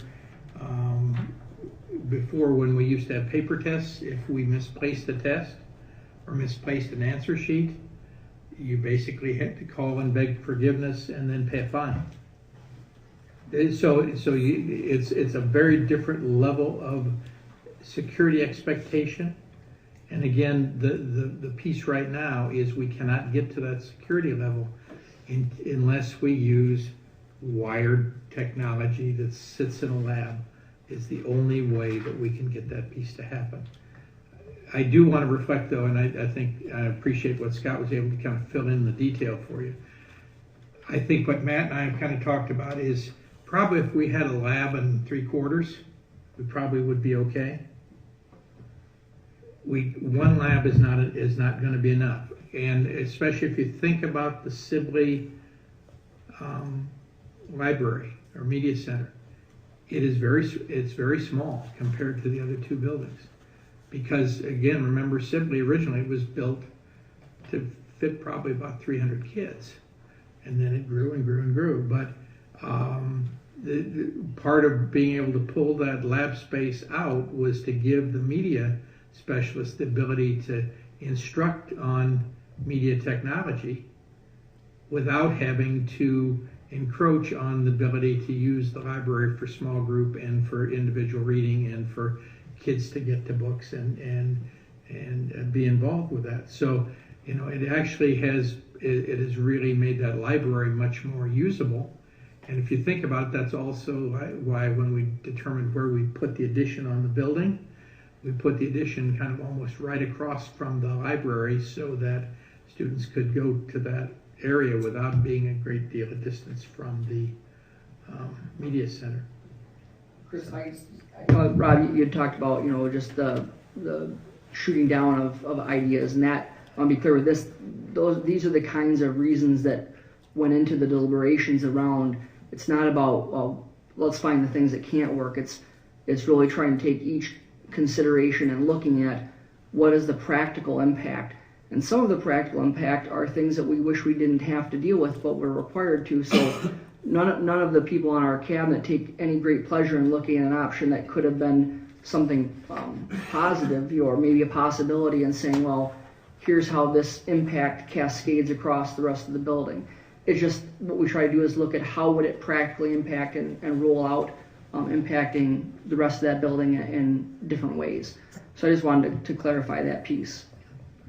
I appreciate that, and it is the piece that I think when we went through and chewed on these, we spent a lot of time trying to think about the pros and cons, and we tried to use our experience to help us say, you know, not only what's the first layer of is this workable or not, but what's the second and the third and the fourth layer down that would impact. And so I think we continue to be open.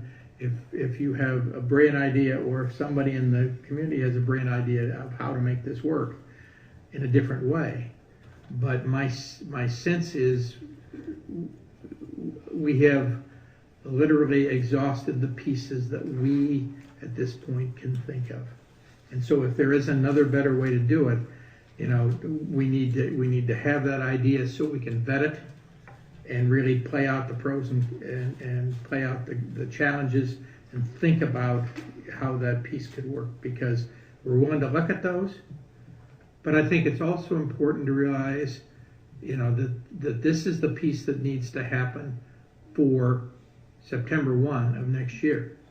We need to have in place what we're going to do right now. And Gary and Cheryl will already tell me it may not be the only thing we have to do. Because we already know that there's likely to be some movement in the students that remain in the DCD program. We already know that there may be other LI students that are coming on board. Probably, you know, the population of special education students that are in district programs oftentimes are students where we do have students coming in and students coming out. And even a single student can have a tremendous impact. And again, I think special education staff are constantly looking at that and saying, is there a more appropriate location for student? And if there is, we try to make those moves to address it. It's always about trying to figure out what's the best program that meets the individual student's needs. That's why we have IEPs. That's why this is not a group activity. This is an individual program for every kid. Thanks. That's all I have for you. Other questions? Julie? Could you frame approximate costs to have portables? Actually, Rob had some numbers. I'm not sure where you caught those. I was just looking. Well, did some checking? I did some research in some places, and they were saying that's like $150,000 to set up, to make the foundation and skirting and all these various things and wire it, and then it's a $60,000 to $65,000 a year annual lease. It's kind of the lease. On top of the $150,000? Yeah. And the other thing, there's a couple of things I think that are important to realize. One of those is if we're looking at putting a classroom or even programming like RTI and reading, we're very likely going to have to put restrooms in. And where that works nicely if you live in Florida or Arizona, it does not work very well here, because getting plumbing to continue to function and not freeze up when it isn't buried in the ground, it gets really difficult. The other issue is, and I'm sure that you've heard the stories over especially the last several years, real issues with a number of portables that are being leased, where then they turn around and find mold issues or air quality issues and end up, and I think it was Forest Lake, I believe, not very far away, where they ended up with several portables that they had to vacate and again try to find another location for the kids to go, because they found out that they were contaminated with mold. And a big issue is that really a portable building, for all intents and purposes, is a mobile home, and not necessarily a really well built mobile home. So you're looking at different wiring, you're looking at different level of outside construction. If you think about, again, Minnesota weather, if you even looking at windstorm, tornado kinds of damage in terms of that kind of space and the kind of anchoring you have to do. I can remember, again, as a superintendent 25, 30 years ago, where if we moved a portable in, they'd bring in a truck, they'd bring cement blocks, and they'd drop it off the truck and set it on the cement blocks and put a stairway up in front of it and say, go to it. we can't do any of those things anymore. So I would say your numbers probably are very reasonable in terms of the initial installation cost and the ongoing cost. And that would be times 2. 'Cause we were Times talking 2 rooms. Okay. The other issue is just if you think about the footprint of Sibley, the question is, where does it go? Because if you remember when we made the decision to build the Sibley addition, we said, you know, you only can go so far. The land drops away on both sides. You got a parking lot at the front, you got a parking lot at the back. So trying to identify a location to add 2 portables that are close enough to the building that they can be usable, I think we have a limited ability space-wise to get that done.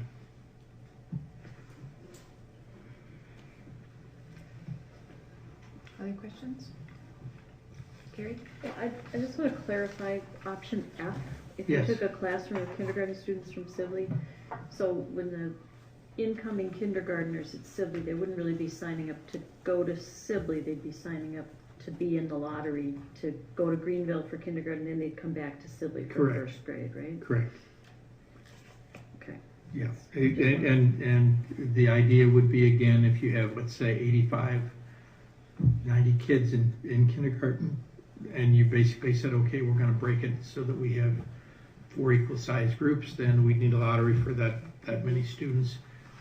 They'd be drawn, and we basically need to provide a transportation for them to go, because unlike open enrollment, or excuse me, intra-district transfer, where we do not provide transportation, if we're telling them in a lottery they have to go somewhere else, my expectation would be we would pay to transport them. Yeah.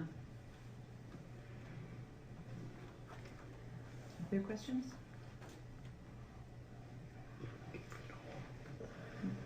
Do you want to move into talking more? Yeah, and the other 2 pieces are very quick. And again, what I'm going to suggest is this, although we've now had another hour and a half of good discussion, there may be something else that triggers a thought that you say, boy, could we look at doing G, short-term option G. You know, please share that with us. Cabinet will work on it, and if we see the viability, and even if we don't see the viability, we'll come back to you with a list of strengths and challenges for those options. We want you as a board to come back saying, we've reasonably looked at the alternatives that are out there, and we think this, at this point, is the most viable option going forward. The other 2 pieces are really, again, to get to that long-term discussion, because while this takes care of the immediate need to make sure we have 4 kindergarten classrooms in every building, it does not address the balancing issues for the elementary. It does not address the demographic differences in the buildings. And actually, Matt pulled up a map the other day, which was really interesting to look at demographically where students of color live in the system and how tightly they're located in certain portions of the building. And you know, Dave has talked about his Latino students and his LEP students and the impact of those pieces, as well as being a free and reduced price lunch student, can have on a student's ability to really engage with the curriculum. There is some of that discussion I think we have to have. To do that, I think the first piece we have to do is get a handle on what's the enrollment going to look like. Are we going to be sitting at 3,850 to 3,900 kids for the foreseeable future? And if so, then I think we're really probably talking about, do we think through either a boundary redraw or some other kind of strategy? But I think we need to know what that's looking like. The other thing I think that, as we shared with you before, we really need, I think, and it's time in this district, that we would actually sit down and take a look at every single building and say, what will this building need, not only now, but in the next decade or 2 decades? Which is probably the discussion about, will it still need a computer lab, Rob? So I mean, it'll kind of get to that. But it'll also get to the issues around, are we going to need even more special education spaces?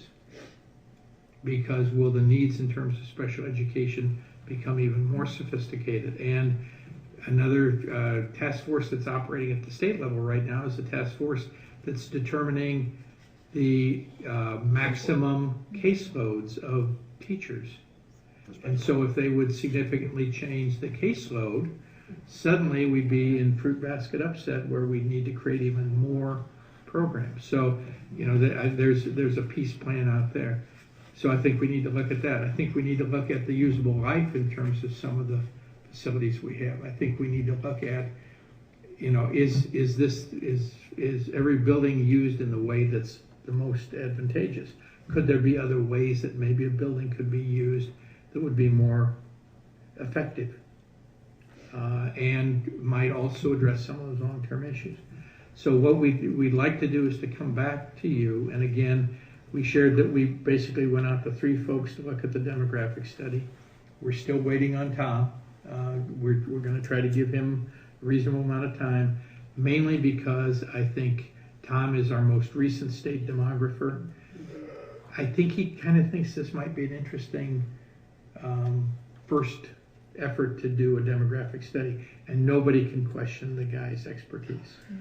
But the other 2 folks, Hazel, actually I think was the state demographer at one time, and so she's got a skill set, and Jim Sheehan has that skill set coming from the world of a school business official in terms of somebody that had to figure out how do you change those demographics into what kind of buildings we need and how many classrooms we need and whatever. And then the other piece is we would plan to come back to you in January with some proposals that would say, here's the cost of doing a pre-K-12 facility study, looking at all of the buildings, including, you know, where we are currently with the NCRC, trying to think about where would pieces best go, what kinds of things need to change, so that we can help build a more long-term blueprint for the district in terms of the facilities. Because I think that's going to be vitally important a long time after I'm gone. That's going to be a very important thing, I think, for you to have kind of that roadmap. I think that you know, our district building and grounds folks over the years have done a really good job of creating kind of the 10-year plan, but those 10-year plans are really built on just what we know right now, where I think a good architectural firm who does that kind of work not only talks about what are the facilities you have now, but what do facilities need to look like to meet our needs 10 years into the future. And they're looking not only at can they just hold the kids, but also will they provide a high quality instructional space, which may look really different. So, and I know that Paul right now is out getting quotes from multiple architectural firms to do that piece.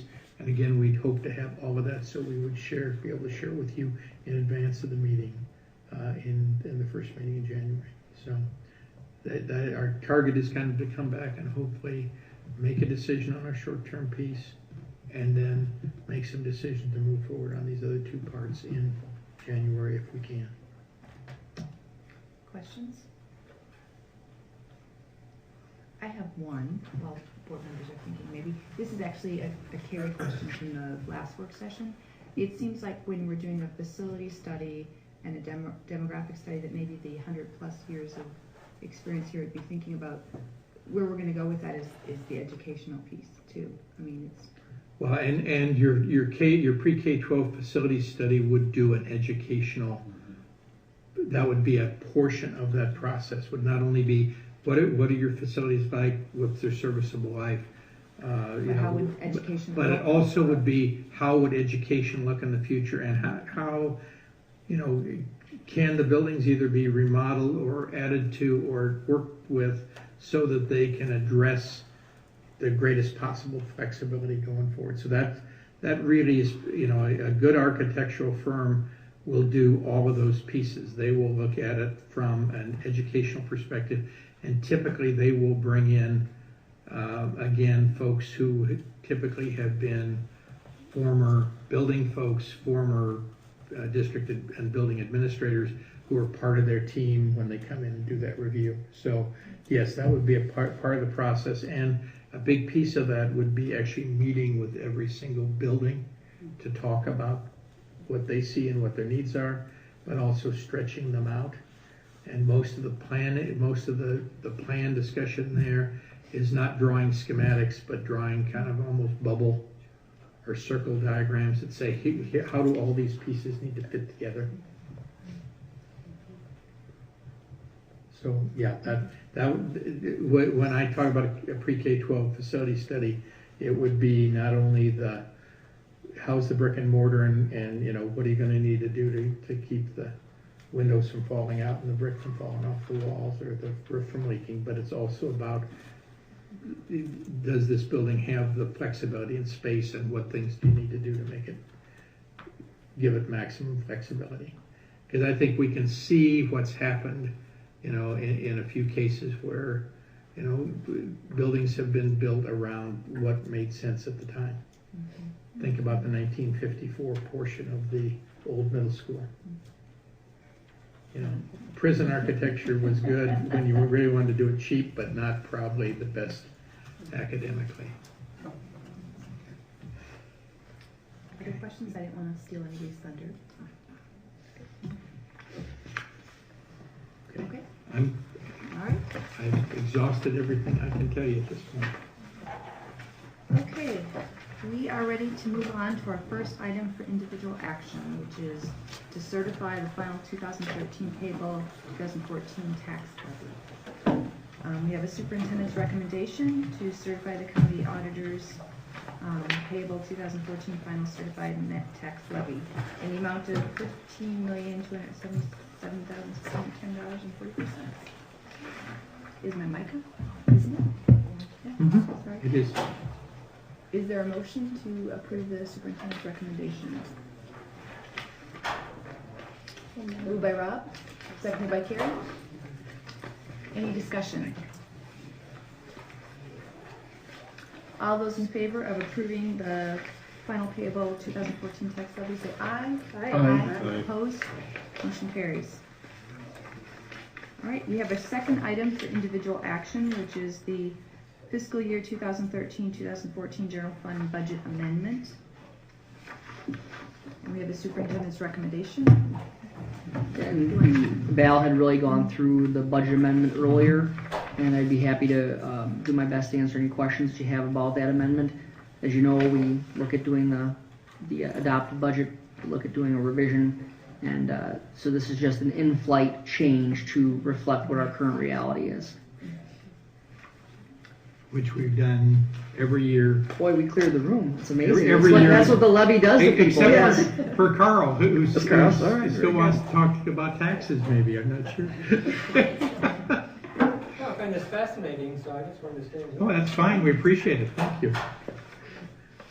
But yeah, it's just a matter of just as we've done in previous years, whenever we can make modifications that help make a more accurate perspective of where the budget is at this point in time, we want to try to make those adjustments so that you can see exactly what's going on. It's no different than when we present the budget initially in January, how the final recommendation in June is usually different than that one. All right. Is there a motion to approve? So moved. Moved by Julie, Second. seconded by Ann. Any questions or discussion? All those in favor of approving the motion, say aye. Aye. Aye. Opposed? Motion carries. The fiscal year general fund budget amendment is approved. Next, we will move on to items in the consent grouping. I will remind you there were a couple items from the table file that were added.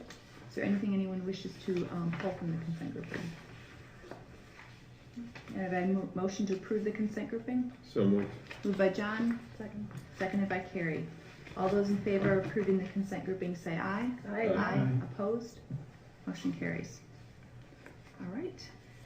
Items for information. We had an enrollment report for December 2013. December 13th.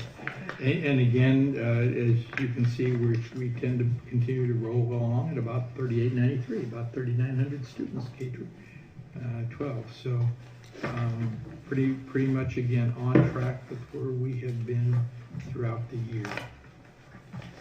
All right, very good. We have future meeting dates the next year. The first reminder to board members that the first meeting in January, we have our organizational meeting immediately following. We have our regular school board meeting. So, and Gary isn't here. He made our last board meeting, but with that, I guess I will ask for a motion for adjournment. So moved. No, I'm not here to do that. Yeah. Moved by John. Seconded by. I'll second it. Seconded by Ann. The last official act of 2013. All those in favor of adjourning the meeting say aye. Aye. Aye. Aye. Opposed? The meeting is adjourned.